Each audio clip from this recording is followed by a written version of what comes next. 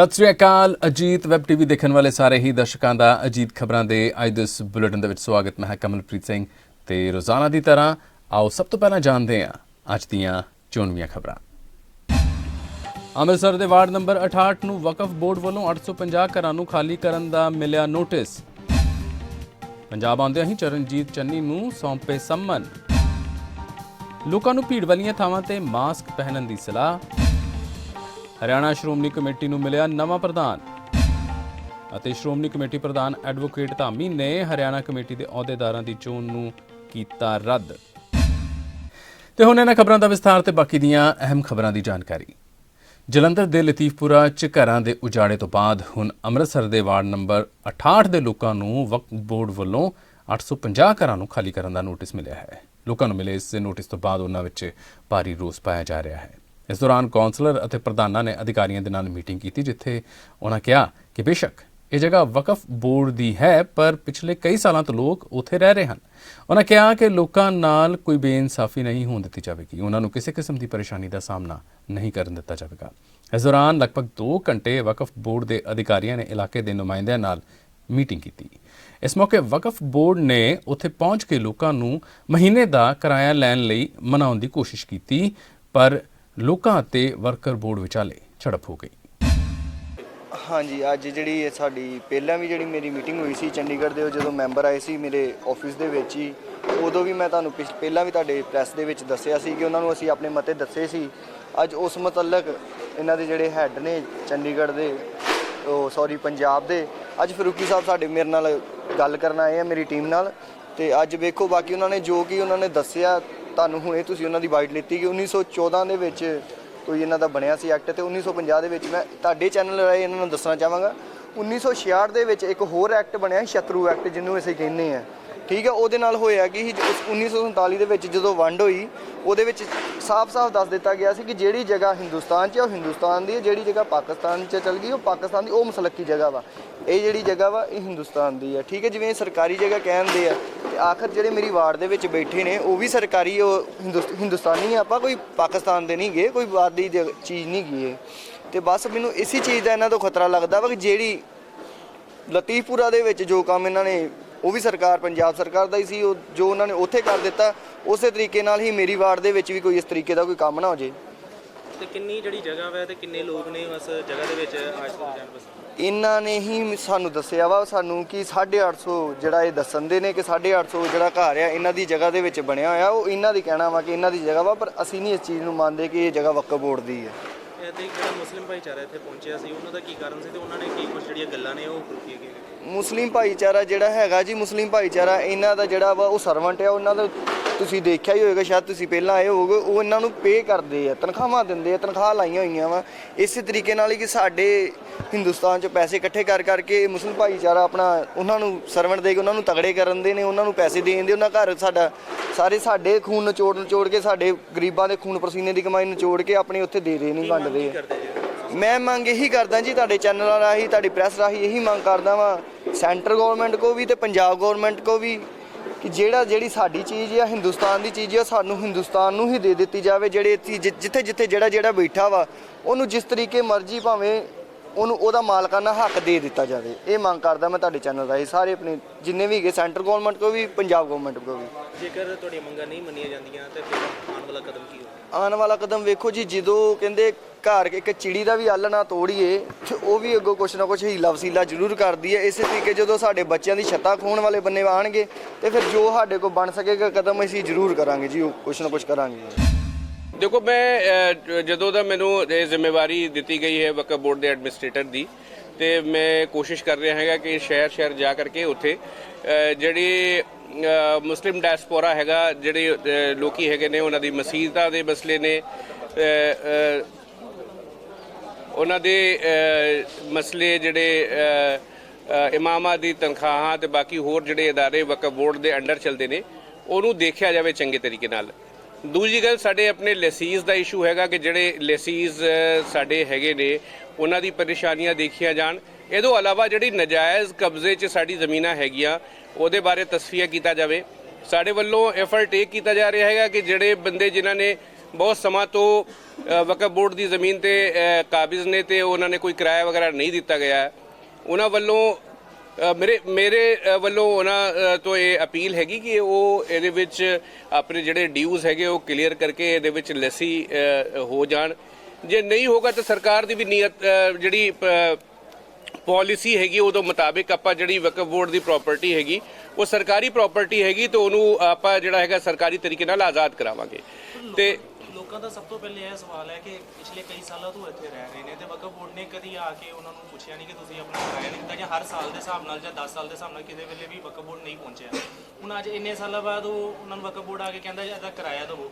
ਉਹ ਕਹਿੰਦੇ ਜਦੋਂ ਅਸੀਂ ਇਹਨੂੰ ਖਰੀਦਿਆ ਸੀ ਅਸੀਂ ਉਹਦੀ ਕੀਮਤ ਅਦਾ ਕਰਤੀ ਸੀ, ਤਾਂ ਹੁਣ ਅਸੀਂ ਕਿਰਾਇਆ ਕਿਸ ਚੀਜ਼ ਦਾ ਦਈਏ? ਤੇ ਜਿਹੜੇ ਲੋਕਾਂ ਨੇ ਇਹਨੂੰ ਖਰੀਦਿਆ ਸੀ ਸਭ ਤੋਂ ਪਹਿਲੇ ਇਹ ਉਹਨਾਂ ਕੋਲ ਟੈਕਸ ਹੋਣਾ ਚਾਹੀਦਾ ਜਾਂ ਉਹਨਾਂ ਕੋਲ ਕਿਰਾਇਆ ਲੈਣਾ ਚਾਹੀਦਾ ਸੀ ਵਕਫ ਬੋਰਡ ਨੂੰ, ਜਾਂ ਵਕਫ ਬੋਰਡ ਨੂੰ ਇਹ ਲਿਖ ਕੇ ਦੇਣਾ ਚਾਹੀਦਾ ਕਿ ਤੁਸੀਂ ਇਹਦਾ ਕਿਰਾਇਆ ਦੇਵੋਗੇ।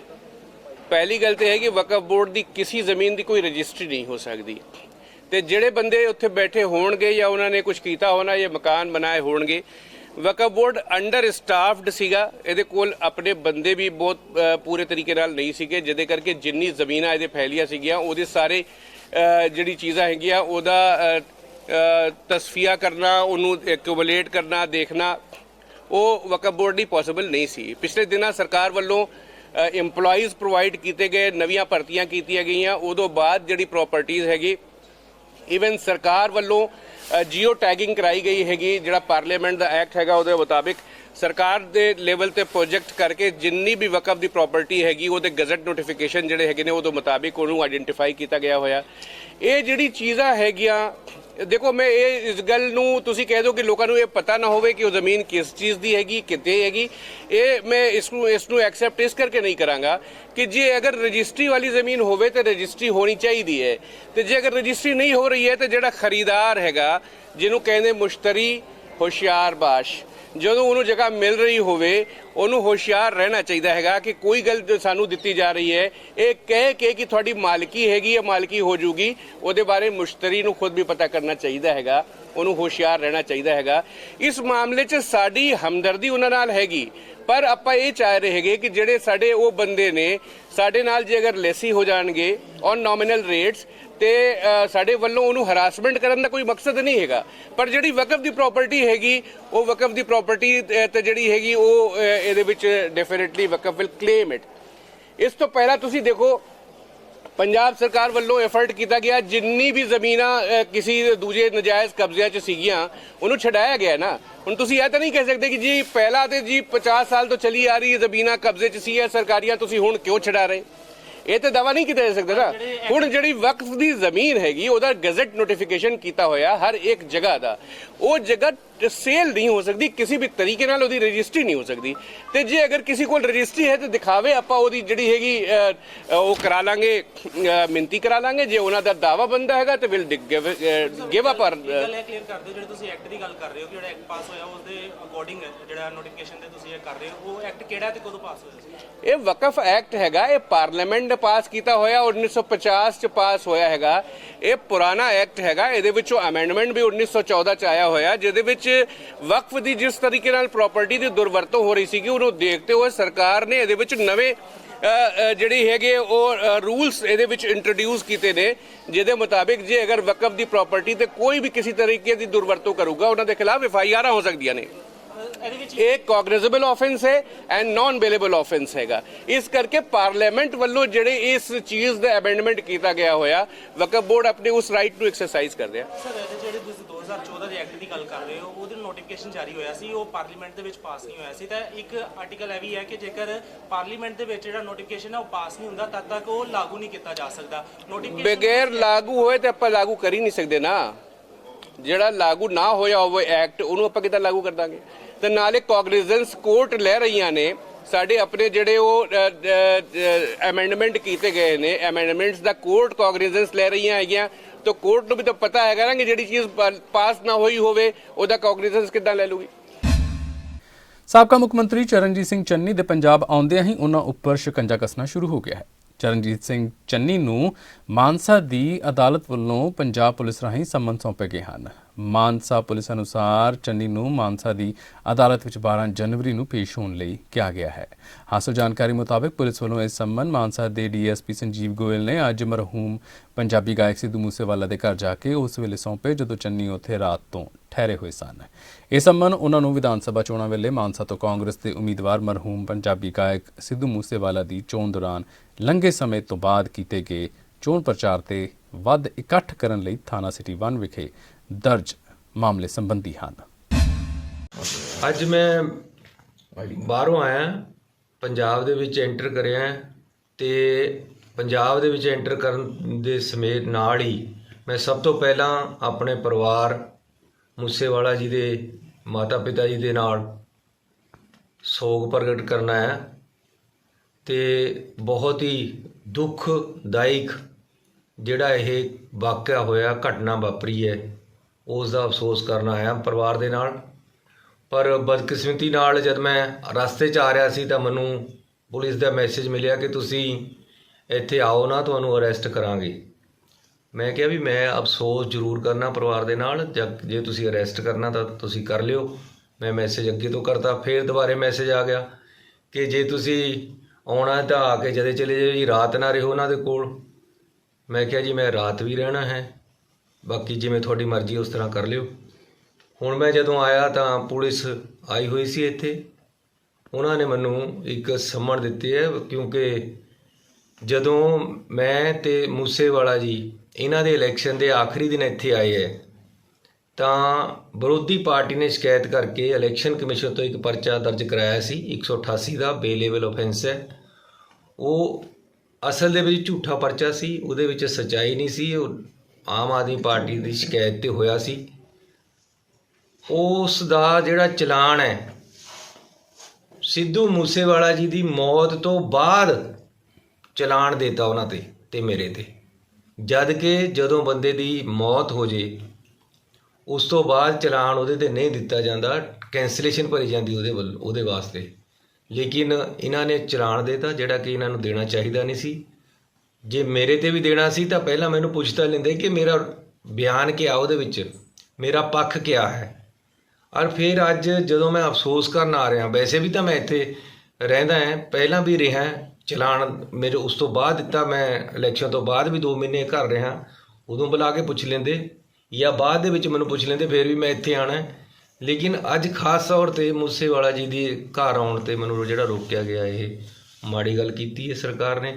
ਮੈਨੂੰ ਤਾਂ ਇਹਨਾਂ ਨੇ ਹੁਣ ਦੱਸਿਆ ਕਿ ਜਿਹੜਾ ਦੂਸਰਾ ਪਰਚਾ ਸੀਗਾ ਮੂਸੇਵਾਲਾ ਜੀ ਦਾ, ਉਹ ਅਸੀਂ ਕੈਂਸਲ ਕਰਤਾ ਸੀ, ਉਹਦਾ ਵੀ ਹੁਣ ਚਲਾਨ ਬਣਾ ਰਹੇ ਆ ਉਹਦੇ ਦੇਣ ਵਾਸਤੇ। ਇਸ ਤਰ੍ਹਾਂ ਦਾ ਇੱਕ ਦੁਖੀ ਪਰਿਵਾਰ ਨੂੰ ਜਿਹਦਾ ਅਫਸੋਸ ਸਾਰੀ ਦੁਨੀਆ ਨੇ ਮਨਾਇਆ ਹੋਵੇ ਉਹਦੇ ਮਰਡਰ ਦਾ, ਉਸ ਦੇ ਮਾਤਾ ਪਿਤਾ ਨੂੰ ਇਸ ਤਰ੍ਹਾਂ ਜਿਹੜਾ ਤੰਗ ਕਰਨਾ ਹੈ ਉਹ ਸਹੀ ਨਹੀਂ ਹੈ। ਮੈਂ ਸਰਕਾਰ ਨੂੰ ਬੇਨਤੀ ਕਰਾਂਗਾ ਕਿ ਇਹ ਜਿਹੜੇ ਪਰਚੇ ਹੈ ਇਹਨਾਂ ਨੂੰ ਕੈਂਸਲ ਕਰੋ, ਔਰ ਜਿਹੜਾ ਅਸਲੀ ਪਰਚਾ ਹੈ ਜਿਹਦੇ ਕਰਕੇ ਉਹਨਾਂ ਦਾ ਕਤਲ ਹੋਇਆ, ਉਹ ਪਰਚਾ ਜਿਹੜਾ ਉਹਦੀ ਸਹੀ ਜਾਂਚ ਕਰੋ, ਪੰਜਾਬ ਨੂੰ ਸਹੀ ਰਾਹ 'ਤੇ ਤੋਰੋ।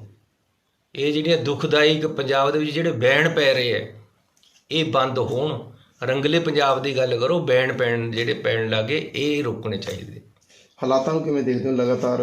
ਬਸ ਮੈਂ ਬਹੁਤ ਚੀਨ ਅਤੇ ਅਮਰੀਕਾ ਵਿੱਚ ਕੋਵਿਡ-19 ਸੰਕਰਮਣ ਦੇ ਤੇਜ਼ੀ ਨਾਲ ਵਧ ਰਹੇ ਮਾਮਲਿਆਂ ਦਰਮਿਆਨ ਭਾਰਤ ਸਰਕਾਰ ਨੇ ਫੈਸਲਾ ਲਿਆ ਹੈ ਕਿ ਕੋਵਿਡ ਸਥਿਤੀ ਨੂੰ ਲੈ ਕੇ ਸਿਹਤ ਮੰਤਰਾਲੇ ਵਿੱਚ ਹਰ ਹਫ਼ਤੇ ਇੱਕ ਸਮੀਖਿਆ ਮੀਟਿੰਗ ਕੀਤੀ ਜਾਵੇਗੀ। ਇਹ ਫੈਸਲਾ ਬੁੱਧਵਾਰ ਨੂੰ ਸਿਹਤ ਮੰਤਰੀ ਮਨਸੁਖ ਮਾਂਡਵੀਆ ਦੁਆਰਾ ਕੋਵਿਡ ਦੀ ਤਾਜ਼ਾ ਸਥਿਤੀ ਦੀ ਸਮੀਖਿਆ ਕਰਨ ਲਈ ਮਾਹਿਰਾਂ ਨਾਲ ਹੋਈ ਮੀਟਿੰਗ ਵਿੱਚ ਲਿਆ ਗਿਆ। ਇਸ ਮੀਟਿੰਗ ਤੋਂ ਬਾਅਦ ਨੀਤੀ ਆਯੋਗ ਦੇ ਮੈਂਬਰ ਵੀ.ਕੇ. ਪੌਲ ਨੇ ਕਿਹਾ ਕਿ ਘਬਰਾਉਣ ਦੀ ਲੋੜ ਨਹੀਂ ਹੈ। ਉਹਨਾਂ ਕਿਹਾ ਕਿ ਲੋਕਾਂ ਨੂੰ ਭੀੜ ਵਾਲੀਆਂ ਥਾਵਾਂ ਤੇ ਮਾਸਕ ਪਹਿਨਣ ਦੀ ਸਲਾਹ ਦਿੱਤੀ ਜਾਂਦੀ ਹੈ। ਉਹਨਾਂ ਅੱਗੇ ਕਿਹਾ ਕਿ ਇਸ ਦੌਰਾਨ ਸਿਹਤ ਮੰਤਰਾਲਾ ਤੈਅ ਕਰੇਗਾ ਕਿ ਅੱਗੇ ਕੀ ਕਦਮ ਚੁੱਕਣੇ ਹਨ। ਉੱਥੇ ਹੀ ਜਲੰਧਰ ਦੇ ਸਿਵਲ ਸਰਜਨ ਰਮਨ ਸ਼ਰਮਾ ਨੇ ਦੱਸਿਆ ਕਿ ਅਜੇ ਜਲੰਧਰ ਵਿੱਚ ਇਸ ਤਰ੍ਹਾਂ ਦੇ ਮਾਮਲੇ ਘੱਟ ਆਏ ਹਨ, ਪਰ ਜੇਕਰ ਪੰਜਾਬ ਸਰਕਾਰ ਵੱਲੋਂ ਕੋਈ ਨੋਟੀਫਿਕੇਸ਼ਨ ਜਾਰੀ ਕੀਤਾ ਜਾਂਦਾ ਹੈ ਤਾਂ ਲਾਜ਼ਮੀ ਤੌਰ ਤੇ ਲੋਕਾਂ ਨੂੰ ਇਸ ਪ੍ਰਤੀ ਸੁਚੇਤ ਕੀਤਾ ਜਾਵੇਗਾ। ਮੇਰੀ ਹੁਣੇ ਸਟੇਟ ਨੋਡਲ ਆਫੀਸਰ ਨਾਲ ਗੱਲ ਹੋਈ ਹੈ। ਪੰਜਾਬ ਸਰਕਾਰ ਵੱਲੋਂ ਵੀ ਗਾਈਡਲਾਈਨਸ ਰਿਲੀਜ਼ ਹੋ ਰਹੀਆਂ ਔਰ ਜਿੱਦਾਂ ਹੀ ਗਾਈਡਲਾਈਨਸ ਆ ਜਾਣਗੀਆਂ ਅਸੀਂ ਲੋਕਾਂ ਨੂੰ ਐਡਵਾਈਜ਼ਰੀ ਉਸ ਤਰੀਕੇ ਨਾਲ ਇਸ਼ੂ ਕਰ ਦਾਂਗੇ। ਔਰ ਲੇਕਿਨ ਮੇਰੀ ਇਹੀ ਸਲਾਹ ਹੈ ਕਿ ਜਿੰਨੇ ਵੀ ਆਮ ਜਨਤਾ ਵੀ ਉਹ ਮਤਲਬ ਕਰੋਨਾ ਦੇ ਖਤਰੇ ਨੂੰ, ਕਿਉਂਕਿ ਬਾਹਰਲੇ ਦੇਸ਼ਾਂ 'ਚ ਕਈਆਂ ਦੀ ਰਿਪੋਰਟ ਹੋ ਰਿਹਾ, ਚਾਹੇ ਸਾਡੇ ਜਲੰਧਰ 'ਚ ਅਜੇ ਤੱਕ ਇੱਦਾਂ ਦਾ ਕੋਈ ਖਤਰਾ ਨਹੀਂ ਹੈ, ਕਿਉਂਕਿ ਪੂਰੇ ਦਸੰਬਰ 'ਚ ਇੱਕੋ ਦਿਨ 3 ਕੇਸ ਪੋਜ਼ਿਟਿਵ ਆਏ, ਅਦਰਵਾਈਜ਼ ਮਤਲਬ ਕੋਈ ਡੇਲੀ ਨੈਗੇਟਿਵ ਨਿਲ ਆ ਰਹੀ ਰਿਪੋਰਟ। ਪਰ ਫਿਰ ਵੀ ਮਾਸਕ ਪਾ ਕੇ ਜਦੋਂ ਮਤਲਬ ਬਾਹਰ ਨਿਕਲਦੇ ਹਾਂ ਔਰ ਅਸੀਂ ਹੱਥ ਧੋਣ ਵਾਲੀ ਪ੍ਰੀਕਾਸ਼ਨ ਔਰ ਜਿਹੜਾ ਡਿਸਟੈਂਸਿੰਗ ਰੱਖਦੇ ਹਾਂ, ਇਸ ਬਿਮਾਰੀ ਤੋਂ ਕਾਫੀ ਹੱਦ ਤੱਕ ਬਚਿਆ ਜਾ ਸਕਦਾ। ਸਰ ਸਰਕਾਰ ਵੱਲੋਂ ਇਹ ਵੀ ਕਿਹਾ ਗਿਆ ਹਾਂ ਵੀ ਹੁਣ ਕਿਹੜੀ ਟੈਸਟਿੰਗ ਆ ਹੋਰ ਵਧਾ ਦਿੱਤੀ ਜਾਏਗੀ। ਟੈਸਟਿੰਗ ਦਾ ਸਿਸਟਮ ਸਾਡਾ ਆਲਰੇਡੀ ਇਨ ਪਲੇਸ ਹੈ। ਟੈਸਟਿੰਗ ਦਾ ਇਹ ਹੈ ਕਿ ਜਿਹਨੂੰ ਕਿਸੇ ਨੂੰ ਬੁਖਾਰ ਸਿੰਪਟਮ ਹੋਏਗਾ ਉਹਨੂੰ ਹੀ ਟੈਸਟ ਕਰਨ ਦਾ ਫਾਇਦਾ ਨਾ। ਜਿਹੜਾ ਜਿਹਨੂੰ ਬੁਖਾਰ ਹੈਗਾ ਉਹ ਸਿਹਤ ਕੇਂਦਰ 'ਚ ਆਏਗਾ, ਉਹਦੇ ਸਾਡਾ ਸਟਾਫ ਆਟੋਮੈਟਿਕਲੀ ਉਹਨਾਂ ਨੂੰ ਟੈਸਟ ਕਰ ਦੇਗਾ। ਕਿੱਦਾਂ ਅੱਗੇ ਸਰਕਾਰੀ ਦਫ਼ਤਰਾਂ 'ਚ ਤੁਹਾਡੀਆਂ ਟੀਮਾਂ ਬੈਠੀਆਂ ਹੁੰਦੀਆਂ ਸੀ ਤੇ ਕਿਦੋਂ ਕਰੋਨਾ ਦੇ ਟਾਈਮ ਸਭ ਤੋਂ ਜ਼ਿਆਦਾ ਹੈਲਥ ਡਿਪਾਰਟਮੈਂਟ ਉਹ ਅੱਜ ਵੀ ਉੱਦਾਂ ਹੀ ਬੈਠੀਆਂ, ਅੱਜ ਵੀ ਉੱਦਾਂ ਹੀ ਸਵੇਰੇ ਜਾ ਕੇ ਡਿਊਟੀ ਕਰ ਰਹੀਆਂ। Railway station, bus stand, driving track, ਹੋਰ ਵੀ DC ਆਫਿਸ, ਸਾਡੀਆਂ ਟੀਮਾਂ ਉੱਦਾਂ ਹੀ ਜਾ ਰਹੀਆਂ। ਤੇ ਸਰ ਹੁਣ ਤੱਕ ਕਿੰਨੇ ਤੁਹਾਡੇ ਕੋਲ ਆਂਕੜੇ ਕਿਹੜੇ ਜਲੰਧਰ ਸ਼ਹਿਰ ਦੇ ਕਿਹੜੇ ਕਰੋਨਾ ਪੋਜ਼ਿਟਿਵ ਤੇ? ਹੁਣ ਤੱਕ ਜਦੋਂ ਦੀ ਕੋਵਿਡ ਸਟਾਰਟ ਹੋਈ ਹੈ 79,160 ਸਾਡੇ ਕੋਲ ਪੋਜ਼ਿਟਿਵ ਆਏ ਆ, ਜਿਸ 'ਚੋਂ 1984 ਡੈਥਸ ਹੋਈਆਂ ਕੋਵਿਡ ਕਰਕੇ। ਹਰਿਆਣਾ ਸ਼੍ਰੋਮਣੀ ਗੁਰਦੁਆਰਾ ਪ੍ਰਬੰਧਕ ਕਮੇਟੀ ਨੂੰ ਨਵਾਂ ਪ੍ਰਧਾਨ ਮਿਲ ਗਿਆ ਹੈ। ਮਹੰਤ ਕਰਮਜੀਤ ਸਿੰਘ ਨੂੰ ਪ੍ਰਧਾਨ ਚੁਣਿਆ ਗਿਆ ਹੈ। ਦਰਅਸਲ ਚੋਣ ਲਈ ਸਾਹਮਣੇ ਹੋਰ ਕੋਈ ਉਮੀਦਵਾਰ ਨਹੀਂ ਆਇਆ ਤੇ ਬਲਜੀਤ ਸਿੰਘ ਦਾਦੂਵਾਲ ਚੋਣ ਮੀਟਿੰਗ ਦਾ ਬਾਈਕਾਟ ਕਰਦੇ ਹੋਏ ਬਾਹਰ ਆ ਗਏ। ਇਸ ਕਾਰਨ 36 ਮੈਂਬਰਾਂ ਵੱਲੋਂ ਮਹੰਤ ਕਰਮਜੀਤ ਸਿੰਘ ਨੂੰ ਸਰਬਸੰਮਤੀ ਦੇ ਨਾਲ ਪ੍ਰਧਾਨ ਚੁਣ ਲਿਆ ਗਿਆ। 38 ਮੈਂਬਰੀ ਐਡਹੌਕ ਕਮੇਟੀ ਚੋਂ 2 ਮੈਂਬਰ ਬਾਹਰ ਰਹੇ। ਇਸ ਤੋਂ ਪਹਿਲਾਂ ਸਾਬਕਾ ਪ੍ਰਧਾਨ ਜਗਦੀਸ਼ ਸਿੰਘ ਚੀਂਡਾ ਨੇ ਸਰਕਾਰੀ ਦਖਲਅੰਦਾਜ਼ੀ ਦਾ ਦੋਸ਼ ਲਗਾਉਂਦਿਆਂ ਅਤੇ ਉਹਨਾਂ ਦੇ ਸਾਥੀਆਂ ਨੂੰ ਮੈਂਬਰ ਨਾ ਬਣਾਏ ਜਾਣ ਦੀ ਗੱਲ ਕਰਦਿਆਂ ਅਸਤੀਫਾ ਦੇ ਦਿੱਤਾ ਸੀ ਤੇ ਬਲਜੀਤ ਸਿੰਘ ਦਾਦੂਵਾਲ ਮੀਟਿੰਗ ਦਾ ਬਾਈਕਾਟ ਕਰ ਗਏ। ਸ਼੍ਰੋਮਣੀ ਗੁਰਦੁਆਰਾ ਪ੍ਰਬੰਧਕ ਕਮੇਟੀ ਦੇ ਪ੍ਰਧਾਨ ਐਡਵੋਕੇਟ ਹਰਜਿੰਦਰ ਸਿੰਘ ਧਾਮੀ ਨੇ ਸ਼੍ਰੋਮਣੀ ਕਮੇਟੀ ਨੂੰ ਤੋੜਨ ਦੇ ਮੰਤਵ ਤਹਿਤ ਸਰਕਾਰੀ ਦਖਲ ਨਾਲ ਬਣਾਈ ਜਾ ਰਹੀ ਹਰਿਆਣਾ ਸਿੱਖ ਗੁਰਦੁਆਰਾ ਪ੍ਰਬੰਧਕ ਕਮੇਟੀ ਦੇ ਅਹੁਦੇਦਾਰਾਂ ਦੀ ਅੱਜ ਹੋਈ ਚੋਣ ਨੂੰ ਰੱਦ ਕਰਦਿਆਂ ਕਿਹਾ ਕਿ ਸਿੱਖ ਕੌਮ ਅਜਿਹੀ ਕਿਸੇ ਵੀ ਸਰਕਾਰੀ ਕਮੇਟੀ ਨੂੰ ਪ੍ਰਵਾਨ ਨਹੀਂ ਕਰੇਗੀ ਅਤੇ ਇਸ ਦਾ ਵਿਰੋਧ ਜਾਰੀ ਰੱਖੇਗੀ। ਸ਼੍ਰੋਮਣੀ ਕਮੇਟੀ ਪ੍ਰਧਾਨ ਨੇ ਕਿਹਾ ਕਿ ਸਿੱਖ ਵਿਰੋਧੀ ਵਿਚਾਰਧਾਰਾ ਵਾਲੀਆਂ ਸ਼ਕਤੀਆਂ ਅਤੇ ਸਰਕਾਰਾਂ ਦੇ ਦਖਲ ਨਾਲ ਜ਼ਬਰੀ ਬਣਾਈ ਜਾ ਰਹੀ ਵੱਖਰੀ ਹਰਿਆਣਾ ਗੁਰਦੁਆਰਾ ਕਮੇਟੀ ਸਿੱਖਾਂ ਦੇ ਹਿੱਤ ਵਿੱਚ ਨਹੀਂ ਹੈ। ਵਾਹਿਗੁਰੂ ਜੀ ਕਾ ਖਾਲਸਾ, ਵਾਹਿਗੁਰੂ ਜੀ ਕੀ ਫਤਿਹ। ਪਿਛਲੇ ਦਿਨੀ ਜਦੋਂ ਸੁਪਰੀਮ ਕੋਰਟ ਦਾ ਫੈਸਲਾ ਆਇਆ, ਉਦੋਂ ਵੀ ਅਸੀਂ ਕਿਹਾ ਸੀ ਕਿ ਇਹ ਫੈਸਲਾ ਸਿੱਖ ਭਾਵਨਾਵਾਂ ਦੇ ਅਨੁਕੂਲ ਨਹੀਂ ਹੋਇਆ ਤੇ ਸਾਡੇ ਨਾਲ ਨਿਆਂ ਨਹੀਂ ਹੋਇਆ। ਤੇ ਉਦੋਂ ਵੀ ਇਹ ਗੱਲ ਚੱਲਦੀ ਸੀ ਕਿ ਹਰਿਆਣਾ ਸਰਕਾਰ ਨੇ ਇਹ ਜਿਹੜੀ ਕਮੇਟੀ ਆ ਉਹ ਸਰਕਾਰੀ ਤੌਰ ਤੇ ਰਿਸਪੌਂਸ ਕਰਨੀ ਆ, ਜਿਹਦੀ ਅੱਜ ਕਰੋਬੋਰੇਸ਼ਨ ਹੋ ਗਈ ਆ। ਕਿਉਂਕਿ ਕੁਝ ਸਮਾਂ ਪਹਿਲਾਂ ਹਰਿਆਣਾ ਸਰਕਾਰ ਨੇ ਗਵਰਨਰ ਹਰਿਆਣਾ ਤੋਂ ਇੱਕ ਨੋਟੀਫਿਕੇਸ਼ਨ ਜਾਰੀ ਕਰਵਾਈ ਸੀ, ਜਿਹਦੇ ਵਿੱਚ 38 ਮੈਂਬਰ ਐਡਹੌਕ ਕਮੇਟੀ ਦੇ ਸਰਕਾਰ ਵੱਲੋਂ ਨੋਮੀਨੇਟ ਕੀਤੇ ਕਰਨੇ ਸੀਗੇ ਤੇ ਉਹਨਾਂ 18 ਦੇ ਵਿੱਚੋਂ ਚੋਣ ਕਰਵਾ ਕੇ ਫਿਰ ਅਗਲੀ ਜੇ ਚੋਣ 18 ਮਹੀਨਿਆਂ 'ਚ ਹੋ ਜਾ ਠੀਕ ਹੈ, ਨਹੀਂ ਤਾਂ ਫਰਦਰ 18 ਮਹੀਨਿਆਂ ਦੇ ਵਿੱਚ ਫਿਰ ਸਰਕਾਰੀ ਉਹ ਨੋਮੀਨੇਟ ਮੈਂਬਰ ਕਰਕੇ ਅਹੁਦੇਦਾਰ ਚੁਣੇ ਜਾਣੇ ਸੀ। ਪਰ ਅੱਜ ਇਹ ਗੱਲ ਪ੍ਰੂਵ ਹੋ ਗਈ, ਜਿਹੜੀ ਅਸੀਂ ਗੱਲ ਸ਼੍ਰੋਮਣੀ ਗੁਰਦੁਆਰਾ ਪ੍ਰਬੰਧਕ ਕਮੇਟੀ ਵੱਲੋਂ ਲੰਮੇ ਸਮੇਂ ਤੋਂ ਕਰ ਰਹੇ ਸੀ ਕਿ ਸ਼੍ਰੋਮਣੀ ਗੁਰਦੁਆਰਾ ਪ੍ਰਬੰਧਕ ਕਮੇਟੀ ਨੂੰ ਪਾੜਨ ਦਾ ਇੱਕ ਜਿਹੜਾ ਬੜਾ ਵੱਡਾ ਕੋਝਾ ਯਤਨ ਜਾਰੀ ਆ, ਉਹ ਅੱਜ ਸਾਬਤ ਹੋ ਗਿਆ। ਕਿਉਂਕਿ ਕੱਲ ਸਰਦਾਰ ਜਗਦੀਸ਼ ਸਿੰਘ ਚੀਂਡਾ ਜਿਹੜੇ ਜਥੇਦਾਰ ਸ਼੍ਰੀ ਅਕਾਲ ਤਖਤ ਸਾਹਿਬ ਨੂੰ ਆ ਕੇ 2 ਦਿਨ ਪਹਿਲਾਂ ਮਿਲੇ ਸੀ, ਉਹਨਾਂ ਨੇ ਆਪਣੀ ਇੰਟਰਵਿਊ ਦੇ ਵਿੱਚ ਇਹ ਗੱਲ ਕੀਤੀ ਸੀ ਤਸਲੀਮ ਕਿ ਮੈਂਬਰ ਬਹੁਤ ਸਾਰੇ ਬਹੁਤਾਤ ਦੇ ਵਿੱਚ RSS ਸਪਾਂਸਰਡ ਹੈ।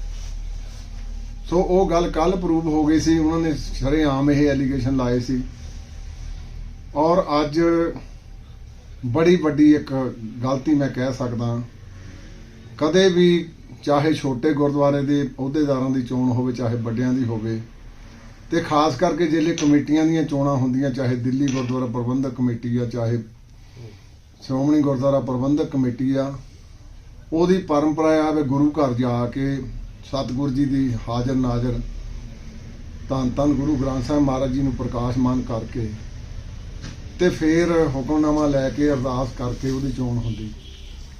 ਪਰ ਅੱਜ ਸਾਰੀ ਪ੍ਰਕਿਰਿਆ ਜਿਹੜੀ ਆ, ਉਹ ਪ੍ਰਕਿਰਿਆ ਇਹਨਾਂ ਨੇ ਅੱਜ ਸਾਰੀ ਜਿਹੜੀ ਆ ਉਹ ਖਤਮ ਕਰ ਦਿੱਤੀ। ਅੱਜ ਜਿਹੜੀ ਚੋਣ ਹੋਈ ਆ ਅਹੁਦੇਦਾਰਾਂ ਦੀ, ਇਹ ਡਿਪਟੀ ਕਮਿਸ਼ਨਰ ਦੇ ਆਫਿਸ ਦੇ ਵਿੱਚ ਹੋਈ ਹੈ, ਜਿਹੜੀ ਸਿੱਖ ਪੰਥ ਦੀਆਂ ਮਹਾਨ ਪਰੰਪਰਾਵਾਂ ਦੀ ਬੜੀ ਵੱਡੀ ਉਲੰਘਣਾ ਆ।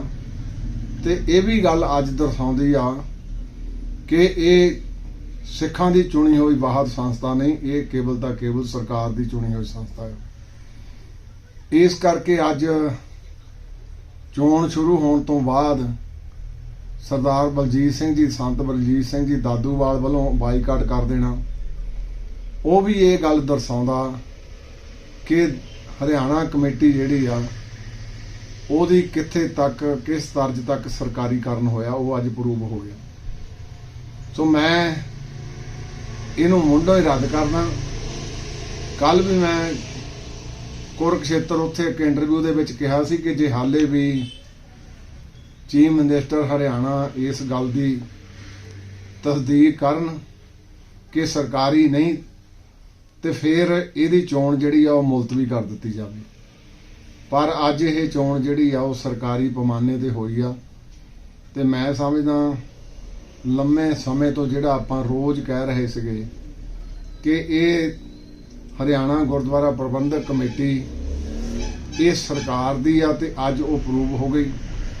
ਉਹ ਤੋਂ ਪਹਿਲਾਂ ਜਦੋਂ ਮੈਂਬਰ ਨੋਮੀਨੇਟ ਹੋਏ, ਉਹਨਾਂ ਦੀ ਜਿਹੜੀ ਪਹਿਲੀ ਮੀਟਿੰਗ ਸੀ ਉਹ ਹਰਿਆਣਾ ਮੁੱਖ ਮੰਤਰੀ ਦੇ ਲਾਉਣ ਦੇ ਵਿੱਚ ਹੋਈ, ਤੇ ਉਸੇ ਦਿਨ ਤੋਂ ਬਾਅਦ ਝਿੰਡਾ ਸਾਹਿਬ ਨੇ ਫਿਰ ਇਹ ਆ ਕੇ ਪ੍ਰੂਵ ਵੀ ਕਰ ਦਿੱਤਾ ਸੀ ਕਿ ਇਹਨਾਂ ਦੇ ਵਿੱਚ ਬਹੁਤਾਤ ਜਿਹੜੀ ਆ ਉਹ RSS ਦੇ ਸਪਾਂਸਰਡ ਮੰਨ ਲਓ ਮੈਂਬਰ ਹਰਿਆਣਾ ਕਮੇਟੀ ਆ। ਸੋ ਜਿਹੜੀ ਉਹ ਅੱਜ ਗੱਲ ਪ੍ਰੂਵ ਹੋ ਗਈ ਆ। ਸੋ ਮੈਂ ਸਮਝਦਾ ਹਾਲੇ ਵੀ ਸਿੱਖ ਪੰਥ ਸ਼੍ਰੋਮਣੀ ਗੁਰਦੁਆਰਾ ਪ੍ਰਬੰਧਕ ਕਮੇਟੀ ਵੱਲੋਂ ਅਪੀਲ ਕਰਦਾ ਕਿ ਜਿਵੇਂ ਝਿੰਡਾ ਸਾਹਿਬ ਸ੍ਰੀ ਅਕਾਲ ਤਖਤ ਸਾਹਿਬ ਤੇ ਆ ਕੇ ਉਹਨਾਂ ਨੇ ਜਥੇਦਾਰ ਸਾਹਿਬ ਪਾਸ ਆਪਣਾ ਵਿਰੋਧ ਵੀ ਦਰਜ ਕਰਾਇਆ, ਤੇ ਅਕਾਲ ਤਖਤ ਦੀ ਤਾਬਿਆ ਆ ਕੇ ਉਹਨੇ ਮਹਿਸੂਸ ਵੀ ਕੀਤਾ ਕਿ ਮੈਂ ਇੱਥੇ ਆ ਕੇ ਵੱਡਾ ਹੋਇਆ। ਸੋ ਬਾਕੀ ਲੀਡਰ ਸਹਿਬਾਨ ਵੀ ਜਿਹੜੇ ਆ ਪੁਰਾਣੇ ਆਪਣੇ ਜਿਹੜੀਆਂ ਸਾਡੀਆਂ ਪਰੰਪਰਾਵਾਂ ਪਈਆਂ ਗੋਰਿਆਂ ਵੇਲੇ, ਉਹ ਪਰੰਪਰਾ ਕੀ ਸੀ ਕਿ ਜਦੋਂ 1920 ਦੇ ਵਿੱਚ ਐਕਟ ਬਣਿਆ ਉਸ ਵੇਲੇ ਵੀ ਸਰਕਾਰ ਨੇ ਕਮੇਟੀ ਨੋਮੀਨੇਟ ਕਰਤੀ ਸੀ, ਪਰ ਸਿੱਖ ਪੰਥ ਨੇ ਉਹਨੂੰ ਰੱਦ ਕਰਕੇ ਸ੍ਰੀ ਅਕਾਲ ਤਖਤ ਸਾਹਿਬ ਦੀ ਸਰਪ੍ਰਸਤੀ ਹੇਠ ਉਹ ਕਮੇਟੀ ਬਣਾਈ ਸੀ, ਜਿਹੜੀ ਅੱਜ ਤੱਕ 102 ਸਾਲ ਦੀ ਚੱਲ ਰਹੀ ਹੈ। ਤੇ ਮੈਂ ਇਹਨਾਂ ਨੂੰ ਵੀ ਬੇਨਤੀ ਕਰੂੰਗਾ, ਅਕਾਲ ਤਖਤ ਦੇ ਹਰਿਆਣਾ ਦੇ ਸਿੱਖਾਂ ਨਾਲ ਸਾਡਾ ਕੋਈ ਵਿਵਾਦ ਨਹੀਂ, ਨਾ ਹਰਿਆਣਾ ਗੁਰਦੁਆਰਾ ਪ੍ਰਬੰਧਕ ਕਮੇਟੀ ਦੀ ਆਮਦਨ ਨਾਲ ਸਾਡਾ ਕੋਈ ਵਿਵਾਦ ਆ। ਅਸੀਂ ਤਾਂ ਕੇਵਲ ਸਿਧਾਂਤਕ ਕਰਦੇ ਸੀ ਕਿ ਸ਼੍ਰੋਮਣੀ ਗੁਰਦੁਆਰਾ ਪ੍ਰਬੰਧਕ ਕਮੇਟੀ ਨੂੰ ਤੋੜਨ ਦਾ ਕੋਝਾ ਯਤਨ ਸਰਕਾਰ ਕਰ ਰਹੀ ਆ। ਉਹ ਅੱਜ ਸਰਕਾਰ ਦਾ ਜਿਹੜੀ ਮਨਸ਼ਾ ਸੀ ਉਹ ਅੱਜ ਸਾਫ਼ ਜਿਹੜੀ ਸਾਹਮਣੇ ਦਿਸ ਵਿੱਚ ਝਲਕ ਪਈ ਆ। ਸੋ ਸਾਰੀ ਸਮੁੱਚੀ ਸੰਗਤ ਨੂੰ, ਕਿਉਂਕਿ ਸ਼੍ਰੋਮਣੀ ਗੁਰਦੁਆਰਾ ਪ੍ਰਬੰਧਕ ਕਮੇਟੀ ਸਰਮੌਰ ਸੰਸਥਾ ਆ, ਅਸੀਂ ਪਹਿਲਾਂ ਵੀ ਆਪਣੀ ਕਾਨੂੰਨੀ ਲੜਾਈ ਵੀ ਤੇ ਦੂਸਰੀ ਵੀ ਲੜਾਈ ਜਿਹੜੀ ਅਸੀਂ ਉਹ ਇਸੇ ਤਰ੍ਹਾਂ ਜਾਰੀ ਰੱਖਾਂਗੇ। ਪਰ ਅੱਜ ਇਹ ਗੱਲ ਜਿਹੜੀ ਆ ਇਹ ਗੱਲ ਪ੍ਰੂਵ ਹੋ ਗਈ ਆ ਕਿ ਰੋਜ਼ ਇਹ ਕਹਿਣ ਵਾਲੇ ਵੀ ਅਸੀਂ ਸਿੱਖਾਂ ਦੇ ਮਸਲਿਆਂ ਦੇ ਵਿੱਚ ਕੋਈ ਦਖਲਅੰਦਾਜ਼ੀ ਨਹੀਂ ਕਰਦੇ, ਅੱਜ ਤਾਂ ਇਹ floor of the house DC office ਦੇ ਵਿੱਚ ਜੋ ਕੁਝ ਹੋਇਆ ਇਦੋਂ ਵੱਧ ਹੁਣ ਪ੍ਰਮਾਣ ਦੀ ਲੋੜ ਨਹੀਂ। ਸੋ ਹਰਿਆਣੇ ਦੇ ਸਿੱਖਾਂ ਨੂੰ ਅੱਜ ਵੀ ਨਿਮਰਤਾ ਸਹਿਤ ਬੇਨਤੀ ਕਰਦਾ ਕਿ ਆਪਾਂ ਸਰਕਾਰ ਦੀ ਕਮੇਟੀ ਤੋਂ ਮੁਕਤ ਹੋਈਏ, ਕਿਉਂਕਿ ਸਾਡੀ ਆਪੋ ਵਿੱਚ ਹੀ ਭਰਾਵਾਂ ਦੀ ਜਿਹੜੀ ਆਪੋ ਵਿੱਚ ਹੀ ਇਹ ਭਰਾ ਮਾਰੂ ਜੰਗ ਕਰਵਾ ਰਹੇ, ਇਹ ਤੋਂ ਬਚੀਏ, ਅਕਾਲ ਤਖਤ ਦੀ ਤਾਬਿਆ ਹੋਈਏ।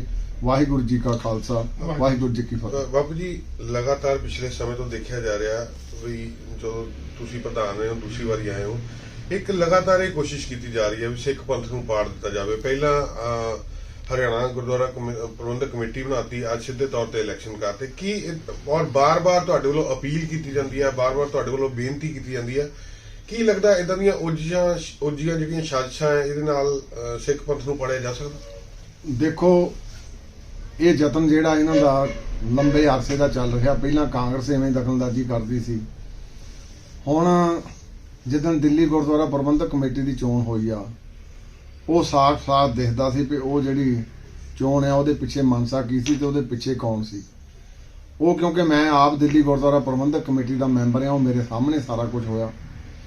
ਉਹ ਤੋਂ ਬਾਅਦ ਜੇ ਨਾਨਕ ਮਤੇ ਦੀ ਮੈਂ ਗੱਲ ਕਰ ਲਵਾਂ ਤੇ ਮੈਂ ਨਹੀਂ ਕਹਿੰਦਾ, ਉੱਥੇ ਯੂਪੀ ਦੇ ਪਿਛਲੇ ਦਿਨ ਸਾਡੇ ਕੋਲ 150 ਬੰਦਾ ਇਕੱਠਾ ਹੋ ਕੇ ਆਇਆ ਸੀ, ਉਹਨਾਂ ਨੇ ਵੀ ਸਿੱਧਾ ਕਿਹਾ ਵੀ ਜਿਹੜਾ ਉੱਥੇ ਜਨਰਲ ਸਕੱਤਰ ਬਣਾਇਆ ਉਹ RSS ਦੇ ਨਾਲ ਸੰਬੰਧਿਤ ਹੈ। ਅੱਜ ਹਰਿਆਣਾ ਕਮੇਟੀ ਬਣਾ ਕੇ ਤਾਂ ਅੱਜ ਪ੍ਰੂਵ ਇਹ ਹੋ ਗਿਆ ਕਿ ਬਿਲਕੁਲ ਸਰਕਾਰ ਜਿਹੜੀ ਆ ਸਿੱਖਾਂ ਦੇ ਮਸਲਿਆਂ ਦੇ ਵਿੱਚ ਸਿੱਧੀ ਦਖਲਅੰਦਾਜ਼ੀ ਕਰ ਰਹੀ ਆ। ਇਹੀਓ ਕਾਰਨ ਆ ਕਿ ਹਜੂਰ ਸਾਹਿਬ ਦੇ ਵਿੱਚ ਬਣੀ ਬਣਾਈ ਕਮੇਟੀ ਨੂੰ ਭੰਗ ਕਰਕੇ ਉਹਨੂੰ ਉੱਥੇ ਐਡਮਿਨਿਸਟ੍ਰੇਟਰ ਲਾ ਦਿੱਤਾ। ਇਸੇ ਤਰਜ਼ ਤੇ ਯਤਨ ਜਾਰੀ ਆ ਕਿ ਪਟਨਾ ਸਾਹਿਬ ਦੀ ਜਿਹੜੀ ਕਮੇਟੀ ਆ, ਤਖਤ ਸਾਹਿਬ ਪਵਿੱਤਰ ਦੋਨੋਂ ਹੀ ਸਾਡੇ ਸਿੱਖ ਪੰਥ ਦੇ, ਉਹਨਾਂ ਦੇ ਵਿੱਚ ਵੀ ਦਖਲਅੰਦਾਜ਼ੀ ਵੱਡੇ ਪੱਧਰ ਤੇ ਨਹੀਂ, ਸਿੱਧੀ ਦਖਲਅੰਦਾਜ਼ੀ ਆ ਤੇ ਉਹੋ ਹੀ ਦਖਲਅੰਦਾਜ਼ੀ ਅੱਜ ਸਿੱਧੇ ਤੌਰ ਤੇ ਪ੍ਰੂਵ ਹੋ ਗਈ ਆ। ਤੇ ਮੈਂ ਪਹਿਲਾਂ ਵੀ ਕਹਿੰਦਾ ਸੀ ਇਹ ਗਾਂ ਪੰਜਾਬ ਵੱਲ ਨੂੰ ਵੀ ਦੌੜਿਓ ਆ ਔਰ ਇਹ ਮਨਸ਼ਾ ਸਿੱਖ ਪੰਥ ਨੇ ਕਦੇ ਵੀ ਪੂਰੀ ਨਹੀਂ ਹੋਣ ਦਿੱਤੀ। ਸੋ ਮੈਂ ਸਮਝਦਾ ਹੁਣ ਕੋਈ ਪ੍ਰਤੱਖ ਨੂੰ ਪ੍ਰਮਾਣ ਦੀ ਲੋੜ ਨਹੀਂ। ਉਹ ਜਿਹੜੀਆਂ ਗੱਲਾਂ ਅਸੀਂ ਕਹਿੰਦੇ ਸੀ ਸਾਲ ਪਹਿਲਾਂ, ਉਹ ਗੱਲਾਂ ਅੱਜ ਜਿਹੜੀਆਂ ਉਹ ਸਾਰੀਆਂ ਪ੍ਰੂਵ ਹੋ ਚੁੱਕੀਆਂ। ਪੰਜਾਬ ਸੈਕਟਰ ਵਿੱਚ ਅੰਤਰਰਾਸ਼ਟਰੀ ਸਰਹੱਦ ਤੇ 20 ਅਤੇ 21 ਦਸੰਬਰ ਦੀ ਦਰਮਿਆਨੀ ਰਾਤ ਦੌਰਾਨ ਕਾਫੀ ਸਰਗਰਮੀ ਰਹੀ। BSF ਨੇ ਜਿੱਥੇ ਅੰਮ੍ਰਿਤਸਰ ਨੇੜੇ ਪਾਕਿਸਤਾਨੀ ਡਰੋਨ ਨੂੰ ਡੇਗਿਆ, ਉੱਥੇ ਤਸਕਰਾਂ ਤੇ ਗੋਲੀਬਾਰੀ ਕਰਨ ਤੋਂ ਬਾਅਦ ਫਾਜ਼ਿਲਕਾ ਖੇਤਰ ਵਿੱਚ ਵਾੜ ਦੇ ਨੇੜੇ 25 ਪੈਕੇਟ ਹੈਰੋਇਨ ਜ਼ਬਤ ਕੀਤੇ।